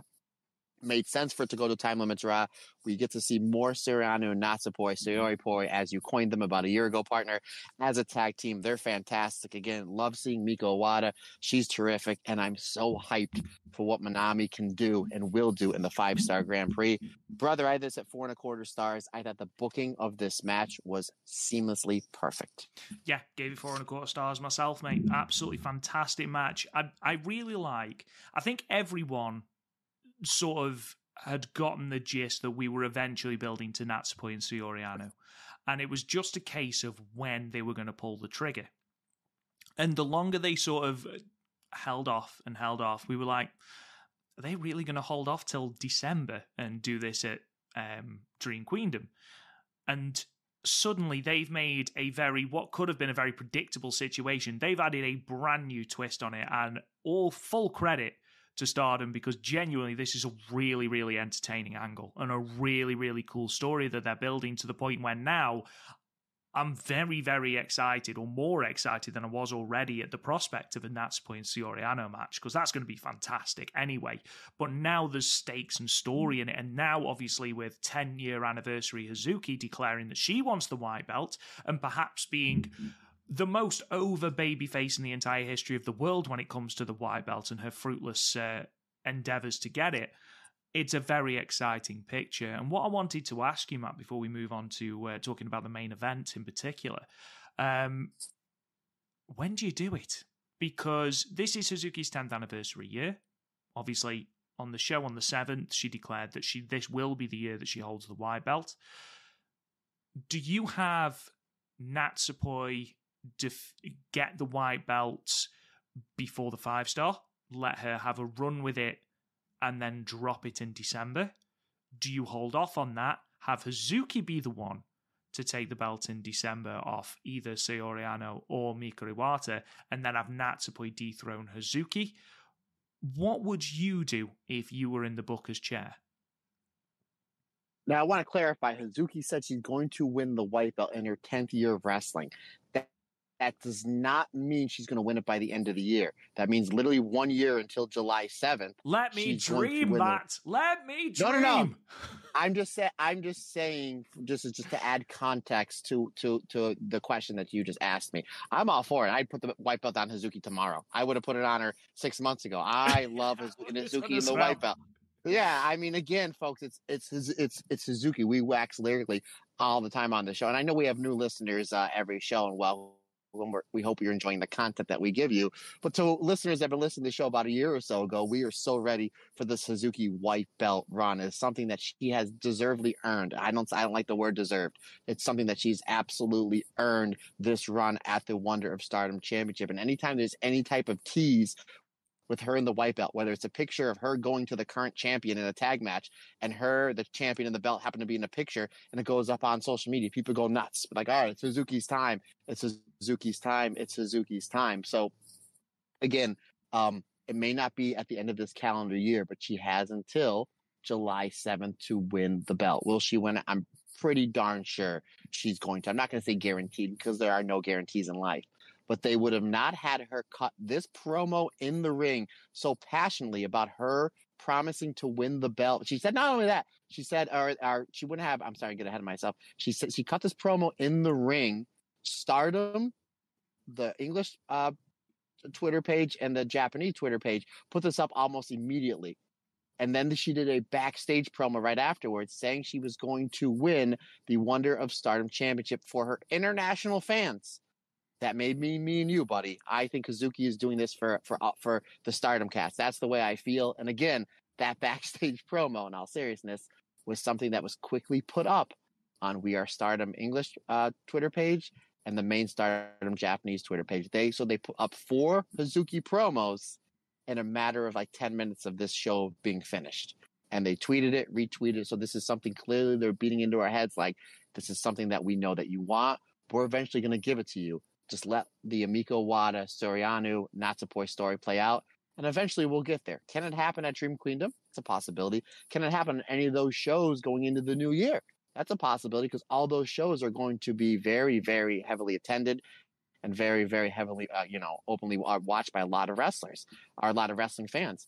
And if it doesn't happen at that show on the 5th in Tokyo Dome, guess what happens the next month? You have our anniversary show. Guess what happens the next month after that? You have the Cinderella tournament. It's a good chance the winner of the Cinderella tournament, if they have that big Dream Queendom show in Yokohama, our All-Star Grand Queendom show that they've been doing the last 2 years, maybe it happens there. There's a lot of different places they can do it. As much as I want a Hazuki white belt run, I just want to see this story with Mika Iwata, Saori Anou, and Natsupoi story play out. I don't want to see it rushed, because again, Hazuki did say, I want to win it in my 10th year of wrestling. So it may not happen until after Christmas. It may not happen until the anniversary show. It may not happen until April of next year.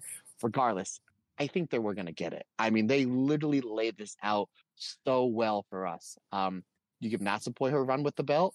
Do you give Saori Anou another run with the belt? Regardless, whoever Hazuki takes the belt off, if it's one of these three wrestlers that are currently feuding for the Wonder of Stardom Championship, Iwata, Natsupoi, Saori Anou, yes, yes, and yes, please. It's a win-win situation. And again, if it all ends with in the next 10, 11, 12 months, Hazuki finally winning that white belt, Rob Goodwin, there will be dusty onions in the Turner household that morning. Oh, I really wanted it to happen in December, Matt. It can. I'm just saying. I don't want to sacrifice. I don't want them to rush through this story they're doing with Natsupoi, Miko Wada, and Saori Anou. And I don't like hot potatoing the belts. I like it when you have that Shuri or Saya Kamatani long red/white belt run. So I don't want to see Natsupoi win the belt after the 5-star and then she only holds it for 2 or 3 months. Again, if it's the Hazuki, the exception to the rule. But I would like to see, a longer run with that belt. Maybe Hazuki does have the 12, 14, 15, 16 month run that we all love so much. So it can happen. Robert, absolutely it can happen. Maybe, maybe it happens in a week or two. Again, I'm not going to say no to that. But again, I like how we are layering this. We're beating into your heads that Hazuki so wants to win this white belt, and she wants to do it in her 10th year of wrestling. So again, maybe it does happen in Ryogoku. Maybe it happens at the Tokyo Dome. Maybe it happens at the Supreme Fight show next year. I don't know. I'm just super, super excited that Stardom is giving all this great stuff, with the Saya Kamatani redemption story, with pushing young talent, with them doing really cool stuff with the Wedo Tai, with all this with Mayu and Micah having phenomenal championship reigns. Oh, and by the way, we're hinting towards a Hazuki white belt run. Sure. Awesome. I love it. Speaking of pushing other talent, this main event. So obviously we were building to Tomoka Inaba and Micah. They're going to be competing for the red belt on Monday in the Just About anniversary show. And that was really good. And the Tomoka Inaba and Saya Iida stuff was really cool as well.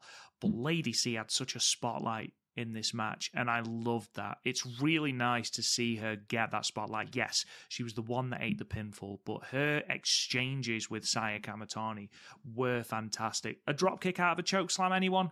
Beautifully executed, beautifully timed, and then that promo afterwards, effectively closing the show. Obviously not quite, but effectively closing the show. This really emotional, impassioned promo about how she had short hair when she started. The long hair symbolizes her time in Queen's Quest, and it's time to basically cut ties. And she cuts her hair in the ring.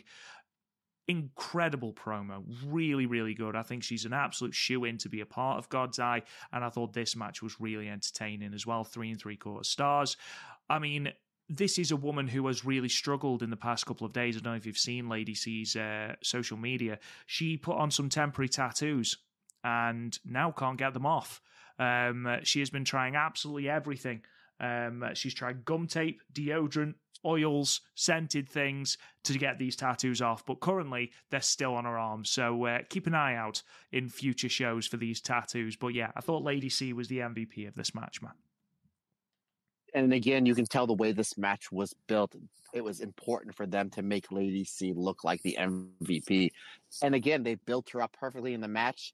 And who takes the fall? Lady C. So who looks like the big star at the end of the match? Saya Kamatani. What are they working on right now? Rebuilding Saya Kamatani up from that match, from the conversion, to build her back up for the 5-star Grand Prix. So simple. What else do we have sprinkled in this match? How about Saya Iida being fantastic? How about Ami Sourei and Saya Iida going at it? Do we have Micah defending the red belt soon? Yeah, against who? Tomoka Inaba. Oh, she's in this match. Can we give the fans a little bit of a preview? Yes, we did. We got all that story in 18 minutes, and then we had such a passionate, phenomenal promo from Lady C. And again, folks, I don't speak Japanese. I have no idea what Lady C is saying in this promo as I'm watching this match live, but I know it's so much passion. I know she's got so much goodwill, intent in this promo, in a match that Lady C was made out to be a star. And again, in a loaded roster, loaded talent. There's a lot of stuff going on. The fact that we can highlight Lady C and bring her up, very much like they did with Sayaka Kurora, which we'll get into a minute, partner, in that crazy match with Thekla getting suspended and fined or whatever. That's what they did here with Lady C. It really seems like the Stardom booking committee is like, okay, let's take one wrestler and let's do something interesting with them to further their storyline. So they're not just somebody in the middle of the card. They're not just somebody that we can put that's going to have 2 or 3 big moves in an 8-person tag match that no one's going to remember in 2 or 3 weeks. We're going to remember this, that Lady C cut her hair in the middle of Korakuen Hall on a match that she was the MVP, on a match that Mike and Tomoka Inaba absolutely destroyed each other. That was really, really good stuff. I totally agree with you. The match 3 3/4 stars. I thought this was a good way to send the fans home happy. And I like how on this show and all these other shows that we have coming up, they're really doing a lot with Saya Kamatani and Micah on the same side. My guess is that eventually Saya Kamatani is going to be looking at that red belt a little bit too much that Micah has. And that's where we're going to be going at the end of the year. But ultimately, a really, really solid show. The co-main event was definitely the match to watch, but this match really, really showed that Lady C can be somebody that you can push to that upper mid card, and I'm really excited to see where she goes from here. Again, 3 3/4 stars for me, good sir. And with that being said then, Matt, obviously, huge emphasis put onto Lady C, a good emphasis and a good real story that's building with Saya Kamatani. Again, another exposure for Tomoka Inaba and for Azusa Inaba earlier on in the card. What else do you want to talk about in terms of this card before we go on to the show from the 7th? I'm just going to run down real quick just what my star ratings were on each match. And then you can kind of pick and choose what you can watch from there. We already went over, the 2 main matches that to watch. Tam and Rian was 3.5 stars. The tag match with Rina, Azusa Inaba versus Hanako and Waka, that was 3.5 stars. I also had 3.5 stars for match number 3, which was Hazuki Han and Momo Kogo versus Yuna Mizumori, Aya Sakura, and Sayaka Kurora. Match number 4, that, I would definitely take 10 minutes out of your day to watch match number 4 with Mei Sara and Azumi, the team of 4XL or SL May, as we call them, versus Xena and Mina. I thought it was really good. 3 3/4 stars. I totally agree with Rob that the God's Eye versus Oedo Tai match was really, really good. I had that at 3.5 stars. That was a really solid outing. You did make mention last week how you didn't understand how Oedo Tai after the conversion is eating like some L's, like they should be pushed really hard. However, Rob, those matches that they lost after the conversion, they didn't have Fukin Death. That's so maybe true. Fukin Death, she's the straw that stirs the drink. I did like how it was Sherry eating the pinfall here. Tag champion Sherry that ate the fall here. So now we're building up Oedo Tai getting a win over a current Stardom champion. Yeah, you talked about match number 6. We talked about Koguma. She's really coming in her own this year. Her and Mayu versus Starlight Kid, Miyu Amasaki. Again, I like how we're kind of splitting up this makeshift faction that you said they don't have a name. Technically, they don't have a name. To me and you, they have 2 names. Again, SL May and 4XL. But that was a really good one, 3 3/4 stars. And again, we talked about the 2 must-see matches from this show, that co-main event with Saori Poi versus Miko Wada and Manami. And then, of course, the team, the golden generation of Saya Kamatani, Saya Iida, and World of Stardom champion Micah taking on Tomoka Inaba, Ami Sourei, and Lady C. So all in all, a really solid show. But if you're pressed for time, co-main event and the main event is the way to go. Absolutely. And you mentioned it, Thekla pinning Saori. Saori so rarely takes pinfalls. She very rarely loses singles matches. And if God's Eye lose tag matches, it'll be Rani Yagami, Saki Kashima who eat the pinfalls, even Ami Sourei to a certain extent. So to see Saori pinned is still quite a jarring experience. Really does put over Thekla and Momo Watanabe as legitimate challengers to the belts. Obviously, Thekla did tease that Konami had accidentally kicked her in the head on purpose, and that the conspiracy theory that you came up with last week, Matt, of, she used an Oedo Tai chair and all that, and she's turning to the dark side, and she might be going back to Oedo Tai, and please no, that's not what we want. We don't want Konami back in Oedo Tai. We've seen it, it's happened, let's move on. She'll get lost in the shuffle again in Oedo Tai, in the 835 members of Oedo Tai. Let's just keep her where she is, build that relationship with Saori, which is hopefully what they are doing, and let's just keep that as it is. Let's move on then to the show from Sunday, the 7th of July, another live show from Stardom. 923 people inside Korakuen Hall, and your results are as follows. So we open with a three-way match, Lady C defeating Ron Yagami and Rian, a new short-haired Lady C, no less, defeating Rian or pinning Rian with a running neckbreaker in 6 minutes and 29 seconds. In a match that I know Matt wants to talk about, Sayaka Kurora versus Thekla went to a double count out in 8 minutes and 26 seconds, just before Thekla went backstage, assaulted a referee and a reporter. Hina and Saki Kashima then defeated the Cosmic Angels team of Aya Sakura and Yuna Mizumori, with Hina pinning Aya Sakura with a modified jackhammer in 7 minutes and 29 seconds.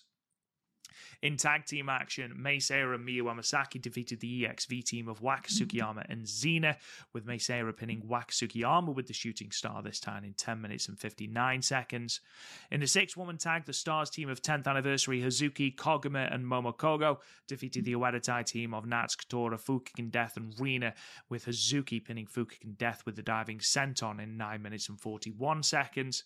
6-woman tag action next, the Cosmic Angels team of Saori Anou, Natsupoi, and Tam Nakano defeated the God's Eye team of Amisori, Konami, and Syuri, with Natsupoi pinning Amisori with the Fairy Blink in 30 minutes and 32 seconds. In your semi-main event, a great match, tag team action, Azumi and Starlight Kid defeated the Uedatai team of Momo Watanabe and Ruaka, Starlight Kid pinning Ruaka with the Moonsault in 14 minutes and 58 seconds. And then your main event, 6-woman tag action. I'm sure Matt will agree, match of the show. Maika, Mina Shirakawa, and Saya Kamatani defeating the Stars team of Hanan, Mayu Iwatani, and Saya Iida. Saya Kamatani pinning Hanan with the Star Crusher in 14 minutes and 17 seconds. Matt, what did you think of this show? This show, my man, let's just go right into the big angle. Not the big angle, but the angle in match number 2, if that's okay with you, good sir. I knew you wanted to talk about this, which is why I set you up for it. You've been talking on and off with me about it since it happened, so I knew you were eager to talk about Thekla. So this is just genius, because not only is it get Thekla over, like you would never hear Korakuen Hall explode for a double count out as much as they did here, and they're chanting for Sayaka Kurora. They're chanting her name at the end of that match. Again, you have a relatively rookie, the bottom of the card. Again, we've been speaking with Sayaka and Aya how great they've been as a team. Again, and then I don't think they have many wins, or if any, how they've been great as a team. This was a good chance to, you think, okay, Tekla's going to get the win here, and they're fighting on the outside, ultimately, which was a pretty solid match. And then Tekla's trying to get back in the ring. Sayaka just keeps pulling her down. She keeps pulling her down, and then they pop on the 20 count for a double count. It's like, yes, I survived, and now I'm over as a babyface because they're chanting my name in Korakuen freaking Hall. That's absolutely amazing. That just goes to show you how beloved this rookie is and how Thekla is getting over this gimmick, this idol killer gimmick. We have seen on social media videos of Sayaka Kurora signing autographs at the pre-show meet and greets where Tekla's like stalking her, like you're making the poor rookie feel uncomfortable, like just shouting things at her, basically just telling her she's going to beat her with her belt. And ultimately, that's what she does. That's what Thekla says. I'm going to beat you with my belt. And that's what she does, during this match. And then after the match, I didn't rate this match because there's not enough substance to rate it, but I rated this whole thing as an angle 4 stars because it's genius. Again, you're getting Sayaka Kurora now over. There's more of a spotlight on her. Thekla, who will not be on the next 3 shows, supposedly, I have a theory, because she's suspended. Now, Rob, you know more about Stardom than I do. Has there ever been a wrestler that was kayfabe suspended before for beating up referees and photographers? I don't think anyone's ever beaten up a reporter before, no. In terms of kayfabe suspensions, not to my knowledge, but that's not to say it's never happened. I can't think of one that has happened. Obviously, we've had real-life suspensions, but we've never had a kayfabe one. And that's why I really quite like this angle. Like, Tekla's proper unhinged, and it does offer something a little bit different to the rest of Uedatai, who just seem to be like they're like those people in class that just cause low-level disruption, but Tekla's the one who stands up and launches the table at the teacher. Like, she's that sort of unhinged lunacy, not speaking from personal experience, of course. And I really like that about her because she is, like, progressively getting more and more and more aggressive. And I genuinely think it's going to start causing a rift between members of a Weta type, particularly her and Natsuko Tora. And genuinely, I'm all here for it. I think it works really well. I think Sayaka Kurora played her part really well in this match as well. I know, obviously, you know, the main focus is Thekla, but Sayaka Kurora over the last couple of shows, again, has been doing really, really, really good work, and I think was the perfect foil for Thekla. And on social media, Thekla was terrorizing both Kurora and Aya Sakura at a fan meeting where she just came and started teasing them and just being horrible to them, and it was like, oh, I really felt sorry for him. But yeah, Thekla being a big bully, I'm all here for, Matt. I might ask you a question, buddy. You don't have to answer this. Have you, I know you've been in the teaching game quite a bit. Has a student ever tossed a table at you? Is that where that came from? Chairs, yes. Table, no. Oh my goodness. Anyway, Jesus Christ. Where was I? Okay, you said you felt bad for Aya Sakura and Sayaka Kurora at the fan convention. That's what they want you to do. That's the idea behind it. You're out completely, you know, how many thousands of miles away, and you're watching this and you feel bad for them because Tekla's the bully. That's the story they're trying to tell, and they did it well here. And Thekla played her role. Not only did she get herself over as a heel people will pay money to see get beat up, but then she gets against Sayaka Kurora over. Now, technically, Thekla is suspended for 3 shows. Here's what I think they should do. Show number 1, obviously she's not there. Show number 2, during a match that Sayaka Kurora is in, Thekla comes like through the crowd or through like the back entrance, and she like in street clothes, and she interferes in this match to the point where it's just like we have to like maybe because it's Cosmic Angels, maybe Tam's in the match, and Tam just gets so frustrated with Thekla, like she tries to chase Thekla out of the ring with like a weapon. Like now you really pissed Tam off. So now we have this heat with Thekla and Tam Nakano. So what you've done, you've taken somebody at the bottom of the card, Sayaka Kurora, and we linked her with a mid-carder in Thekla. Now we've taken Thekla a mid-carder, and now we've linked her with a main eventer in Tam. So you have that whole entire chain thing there where Tam's just like, I just want to beat your ass because you're literally beating up my understudies. Like you're showing so disrespectful towards her, and you're not even supposed to be here. Wow, this is another Mean Girl reference. She's not even supposed to be here today. No, I'm sorry. She doesn't go here. That's Clerks. I'm not even supposed to be here today. She's not even supposed to be here. You're suspended. So you do that on show 2. Show 3, you show you have all this security around the building. You have 5 or 6 security guards waiting for Thekla, and Thekla doesn't show up. But at the same time, anytime you see these security guards, you're like, Stardom's never had security before.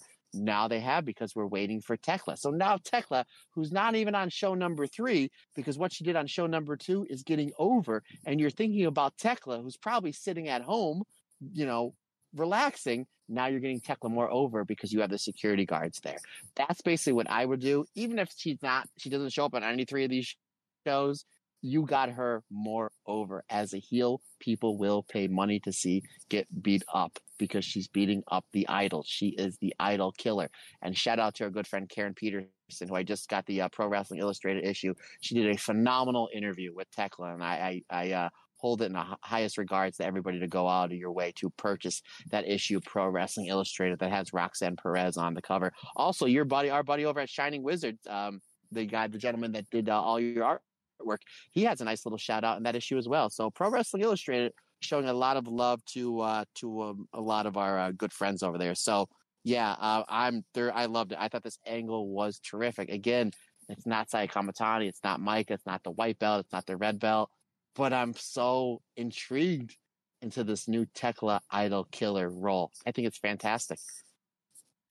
Yeah, agreed. Completely agree. And genuinely, I'm happy to see Thekla being made into a star, the centerpiece, because, we said this before, she's sort of been in Julia's shadow ever since she debuted. She's always sort of been Julia's second, Julia's lackey, and now to see her going out on her own, doing such good work, and becoming increasingly like Gabe Kidd in New Japan, I think it's really, really good. I'm really happy with that. What else should people be going out of their way to see, Mr. Turner? I tell you what, these last 3 matches, I'll have them at 4 stars. with the Shuri Konami and Ami Soya versus Natsupoi, Tam Nakano, and Saori Anou, as Scotty Wrestling dubs them, the Work Rate Angels. I thought this was really terrific. Again, we saw some really good stuff with Saori Anou and Shuri, and I'm super excited for their match at the 5-star Grand Prix. I'm hoping, fingers crossed, from what they kind of tease a little bit in this match, Mr. Goodwin, maybe coming off the 5-star Grand Prix, Shuri and Konami Goddess Challenge against Meltier. We have not seen Meltier tag title match since they lost the belts at Dream Queendom, 2 years ago to 7-Up. So I would love to see Tam and Natsupoi versus Shuri and Konami because they teased that quite a bit in this match. Ami Soari and Saori Anou, they went back to their violent ways. We saw them a few months ago have a really great match at Flashing Champions for the Wonder of Stardom Championship, and they basically picked up where they left off there. So excellent stuff between all 6 wrestlers and both teams. Thoroughly enjoyed this match. Again, this match for me was 4 stars, my friend. Again, Work Rate Angels, man. And now that Saori Anou has started to snap out of that funk, we get to see that again. I am all for another Meltier tag match. I feel like we haven't seen that enough, especially with Natsupoi teaming with Saori Anou more. I feel like Tam has taken a little bit of a back seat in terms of Cosmic Angel tags, and I'd love to see them mount another defense because another challenge, because in my opinion, their only run with the titles was cut short for not a lot of gain, in my opinion. I don't think they should have dropped the titles when they did, but ultimately I'd be more than happy with that. Azumi and Starlight Kid is a tag team, Matt. Now, if you are talking about teams in a tag team division and you are putting Azumi and Starlight Kid in there as well, I am all here for that. Yeah, but at the same time, do you split up O2 line? Again, Goddess tournament coming up after the 5-star Grand Prix. So win-win, you know what I mean? Because Miyu Amasaki, she's been teaming up really well with the 4XL team, or SL May, as we dubbed them. Might be the 10th time I said that this show, but that's for damn good reason, brother. We got a lot of good ideas. We got some catchy names going on here. We saw Azumi and Starlight Kid team up last year at the that Dream Goddess Tag Festival against Saki Kashima and Mayu Iwatani. And I think everybody was like, can you imagine these two as a normal team? And then I think the brats at Stardom were like, yeah, let's work on that. Let's get Starlight Kid out of a wet tie. Let's shake up Queen's Quest. And let's give Azumi and Starlight Kid some tag matches. And that's what they did. And guess what, Rob? This was fantastic. Momo Watanabe, she worked very well with Azumi and Starlight Kid. Momo Watanabe was probably beating the crap out of Starlight Kid early in this match. It was like, yeah, I kicked you out of a wet tie, and now I'm going to keep kicking you. Ruaka, she played her part really, really well here. They do a great job in these tag matches, setting her up for success. But ultimately, though, it was Azumi and Starlight Kid, just their high-speed tag style, I thought worked really, really well. Azumi, when she teams up May Sarah, is fantastic as well. That's another great makeshift tag team that they have in 4XL. SL May. There you go. And I didn't realize this match was 15 minutes because it went by like in a blink. Again, really good stuff. Ruaka here I thought was fantastic, considering the fact that Ruaka really is not the focal point in this match. It's Azumi and Starlight Kid, and obviously Momo Watanabe. I had this one at 4 stars as well, partner. I thought this was terrific.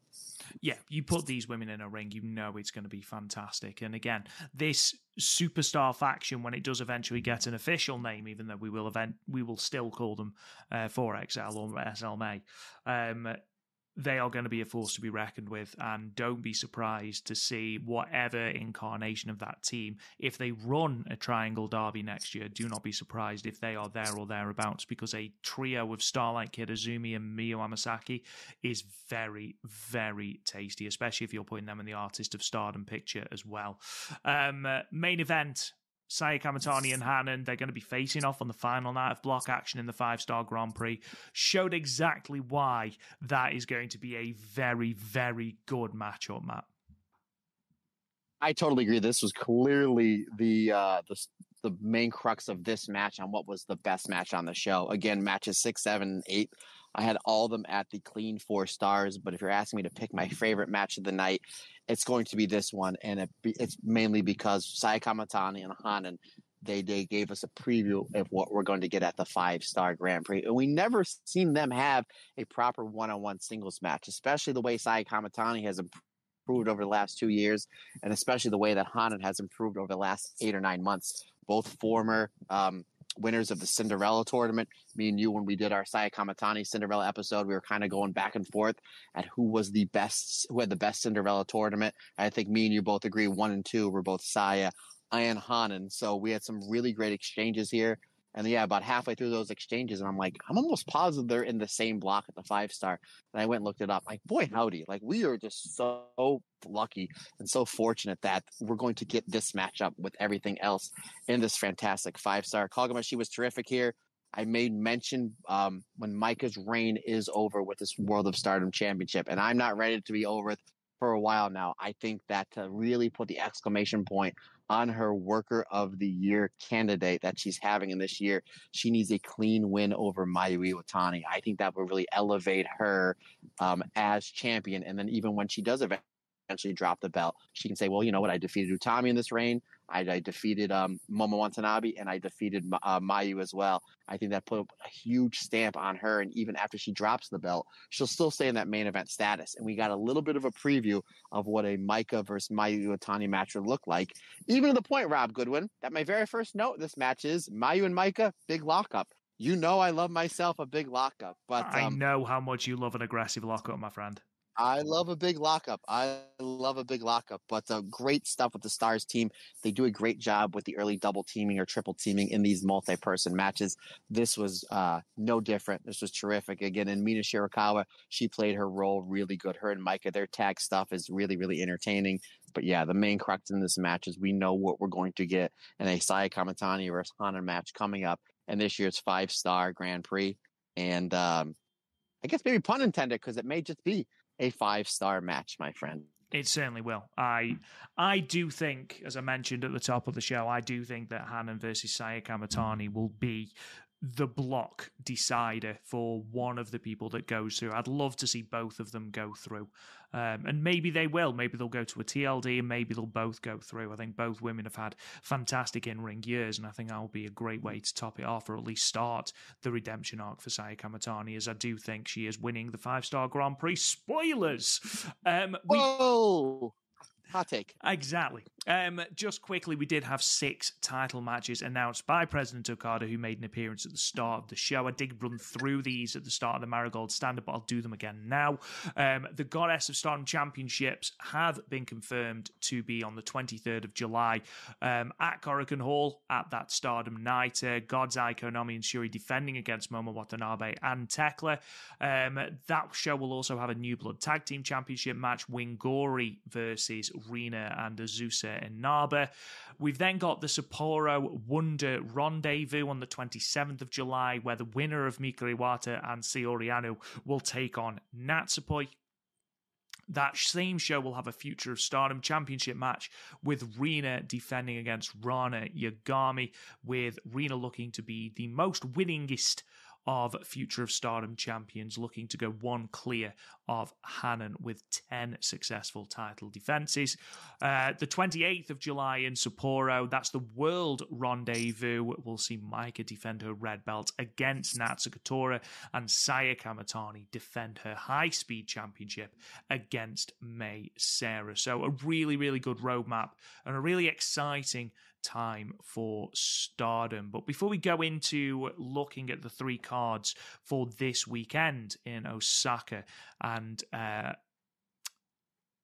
can't remember where the Sunday one is. It's Maibara. There we go. Matt, it's time for Io and Kairi watch. And by Jove, is there an Io watch, my friend? There sure is, sir. There sure is. Yeah, I'm sure everybody has seen at least the clips of this, and I'm only going to kind of just hit on certain spots. Money in the Bank this past Saturday, we have Io Shirai, the defending Money in the Bank champion, versus Zoe Stark versus Tiffany Stratton versus Lila Valkyria versus Chelsea Green versus Naomi. basically we get a nice little start with Io Shirai and Tiffany Stratton, where they're basically just drop kicking each other into the ladder. Io sandwiches Tiffany Stratton with the ladder with a running Samato. That was a brutal spot. And then just for good measure, Io Shirai takes a huge back body drop on top of a ladder because why not? Naomi hits a split-legged moonsault on top of the ladder, but that's got Tiffany Stratton underneath it, which I thought was really cool. Tiffany Stratton does a swanton bomb to the outside, like a swanton plancha. That was an awesome spot. Io is trying to get on top. They do this spot where Lila Valkyria is trying to get to the Money in the Bank briefcase. Io Shirai winds up beating her down to the point where Lila Valkyria her one leg is trapped in the ladder and her head is almost touching the mat. Actually, her head is like on the second rung. So what does Io do? Instead of climbing the ladder, she decides to get on top of like the fourth rung and start booting Lila Valkyria in the face and just absolutely brutal, like Hazuki style face washes. So I was like, wow. I said, Io's like ultra violent here. I guess she's getting ready for this Utami match.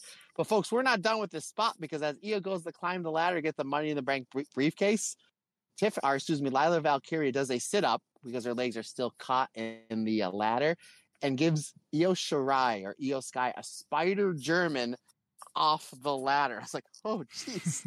We made mention about all these crazy bumps Io might be taking in Ryogoku. I think she was just warming up here in this match because, yeah, she took some crazy bumps. But and Zoe Stark, she was fantastic. Springboard drop kick, some really, really cool stuff here. All of her plancha stuff to the outside. Again, I'm a huge fan of Zoe Stark. But Mr. Rob Goodwin, the insane Io Shirai bumps don't stop there as her and Zoe Stark are on top of the ladder fighting for the briefcase. Io Shirai does her best Micah impression and gives Zoe Stark a Michinoku driver off the ladder through another ladder. So I was like, oh my God. Chelsea Green Chelsea Green obviously is from the Toronto area where the show was. So even though she's a heel, she was crazy over as a babyface. And I guess she's doing this gimmick where she's afraid of heights, which Michael Cole and Corey Graves did a great job putting that over on commentary. But her fear of heights goes away for all of about 3 seconds as she gets so close to getting to the briefcase until Tiffany Stratton tips over the ladder that Chelsea Green is on, sending Chelsea Green tumbling off the ladder through 2 tables onto the floor of the outside. And then that allows Tiffany Stratton to grab the Money in the Bank briefcase.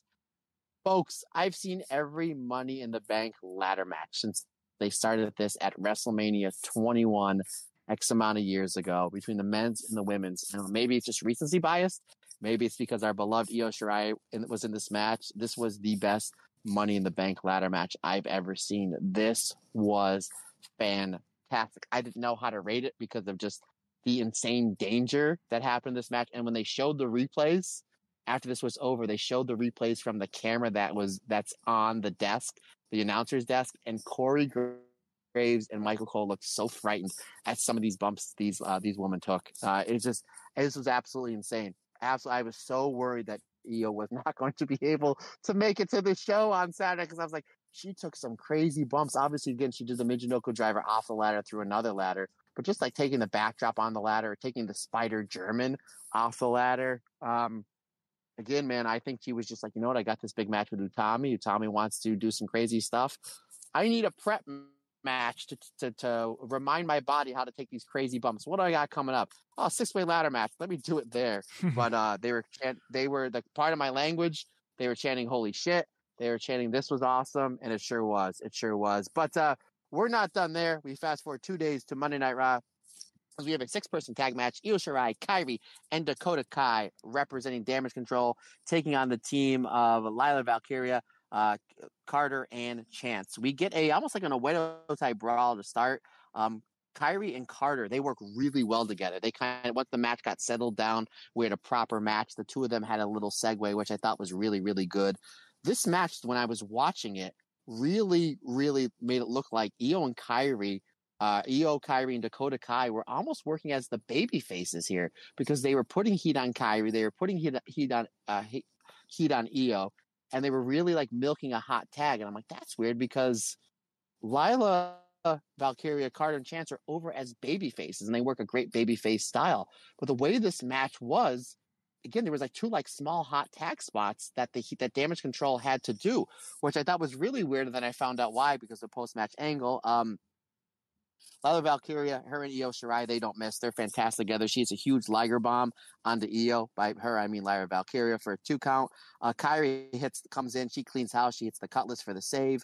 We do see the cake stand on Dakota Kai.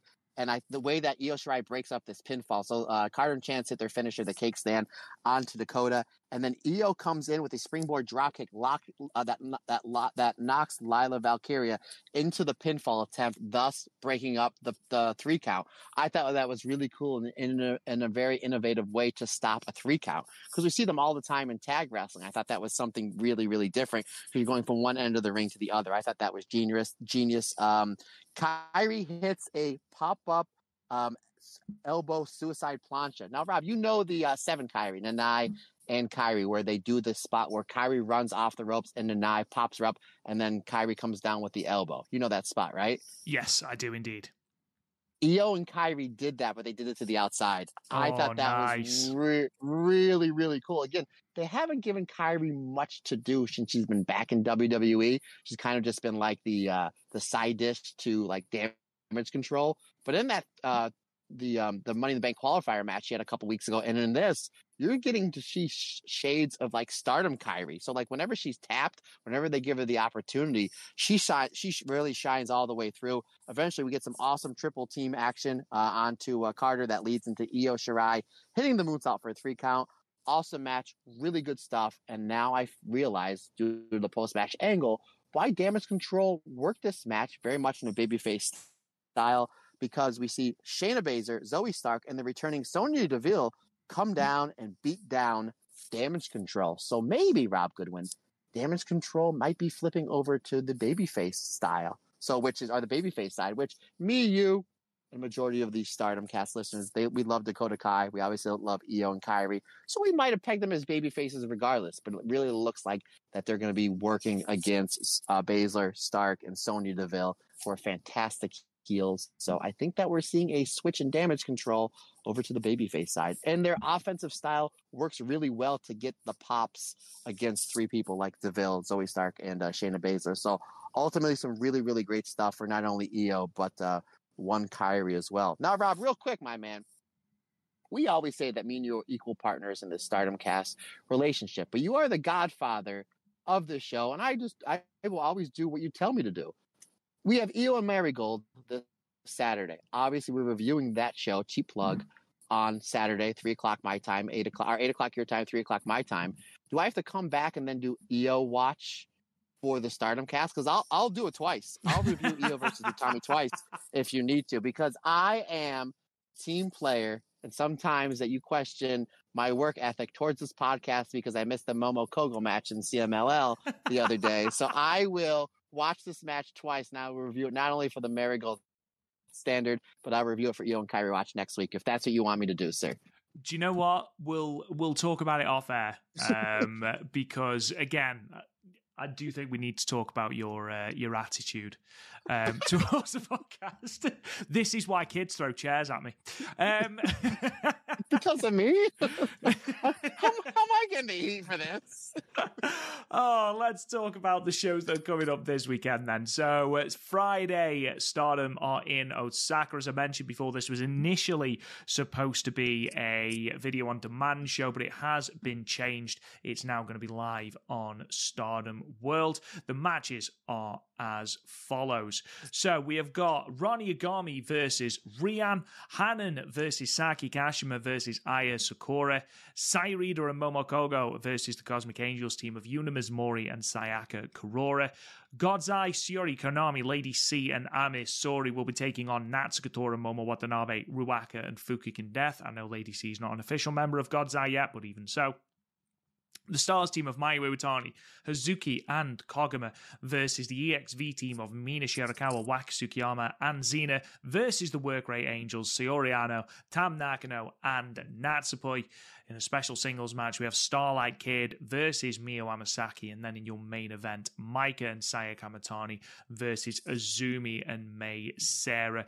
Those final 3 matches in particular, Matt, look very, very good.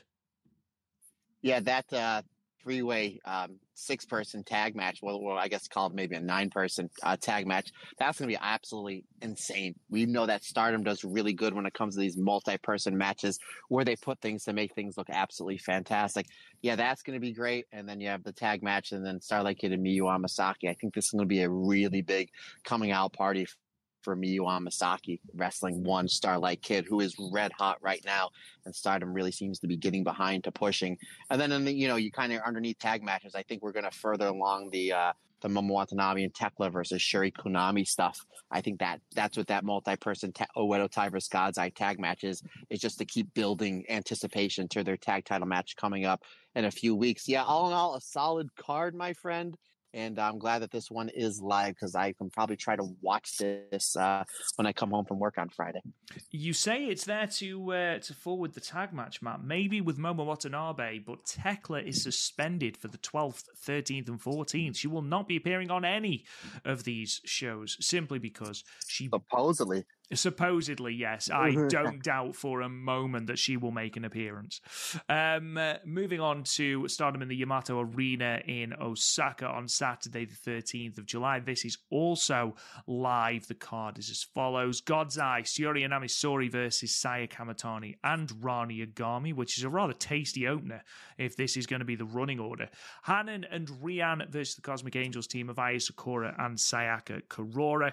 Singles match, Mina Shirakawa versus Momo Kogo. It's always nice to see Momo Kogo given the time. EXV, Maika, Xena, and Waka Tsukiyama versus the God's Eye team of Konami and Saki Kashima and Lady C.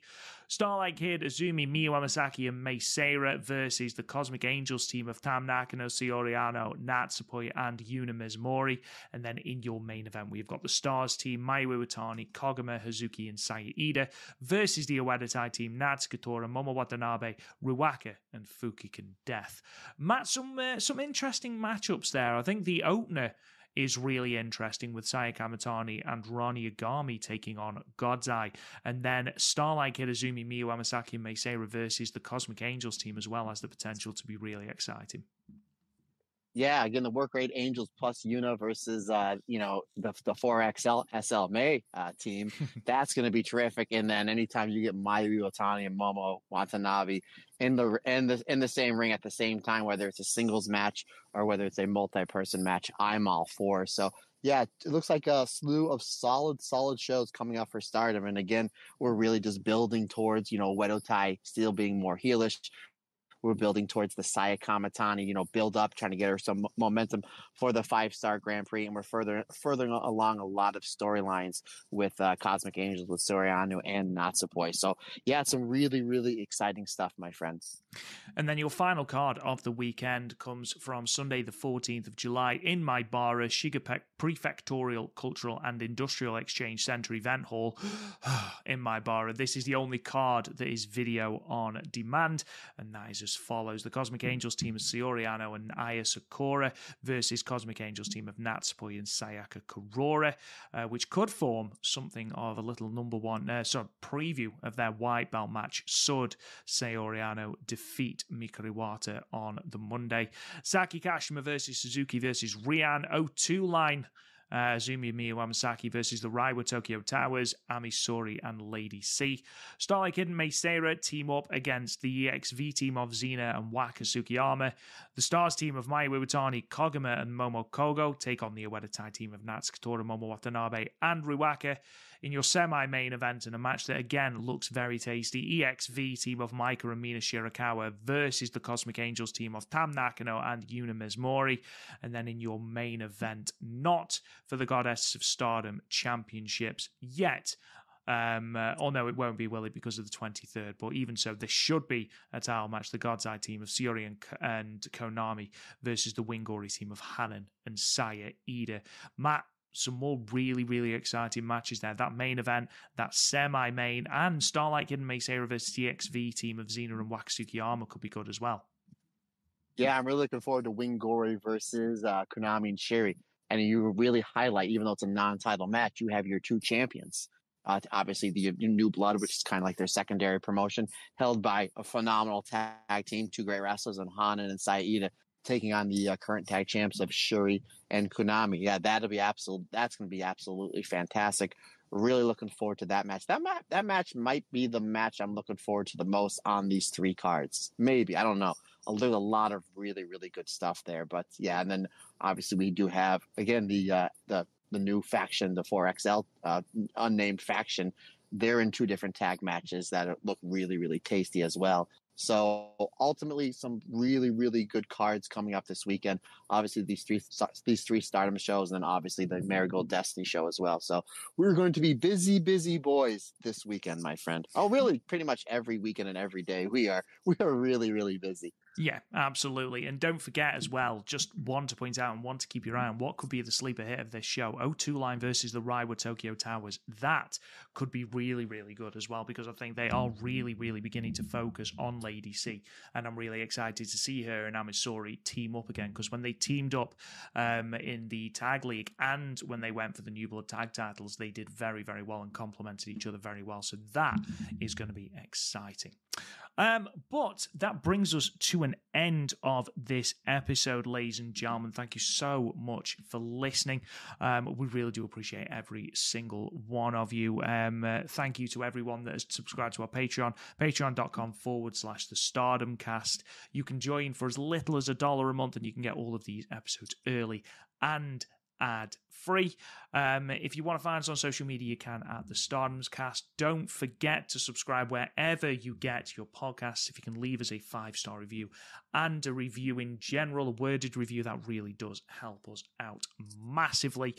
Check out the website, www.thestardomcast.com, for all of your archived episodes, as well as all of your statistics to do with Stardom and with Marigold. Matt Turner, would you like a little bit of trivia from some such statistics? Oh, give it to me, good sir. Let me see how I can do. Okay, so in terms of tournament appearances for the 5-star Grand Prix, Mayu Iwatani is obviously well out in front with 11 tournament appearances. Just behind her, there are 2 women with 7 tournament appearances apiece. Who are they? Momo Watanabe. Is one of them correct? Azumi? Azumi has 5. Okay, is this person in this year's tournament? She is indeed. X. Is it X? Mystery opponent. Well done. Let's see I'm trying to think who's. I knew it was Momo because me and you just did the alternate commentary of Mayu and Momo, and they've been in almost every year in every bracket. So I knew. Would it be Tam? It is indeed Tam Nakano. 7 tournament appearances. This will be her 8th this year. Final question before I hand over to you, my friend. Who has we know Mayu Iwatani has the most tournament victories, and by tournament victories, I mean block match victories. Who has the most tournament losses? I want to say, brother, you asked me this last year, and was it Tam? It is Tam Nakano with 28 block losses. The next one is Saki Kashima with 26, Azumi with 23, and Momo Watanabe with 22. So there you go. I wonder if by the end of this tournament, Saki Kashima will have gone on to overtake that 28 of Tam. But there we are. A little bit of knowledge for you, and I'll drop some more on you on the next episode as well. Matt Turner, it's been a pleasure as always. Sign us off, good sir. Absolutely, folks. Once again, we will be live for our Marigold review on Saturday, 3 o'clock Eastern Standard Time, 8 o'clock British Standard Time. And of course, we'll be reviewing that fantastic show. So we hope to see you all there. We only do these live reviews on these big shows, and boy, howdy, it is a big, big show. So we hope to see you there. Folks, questions, comments, suggestions, anything I could do for you, Matt Turner OF on the Instagram and or the Twitter is the best way to get a hold of me. If you want to shoot me an email, that's perfectly fine as well. You can catch me on the emails at thestardomcast22@gmail.com. Again, that's the best way to get a hold of me via the email system. Folks, that's going to wrap it up for another episode. We greatly appreciate your support. Can't do it without you, because like I always say, it's just not my podcast. It's our podcast, because we're all together and everyone's different. Everyone's special.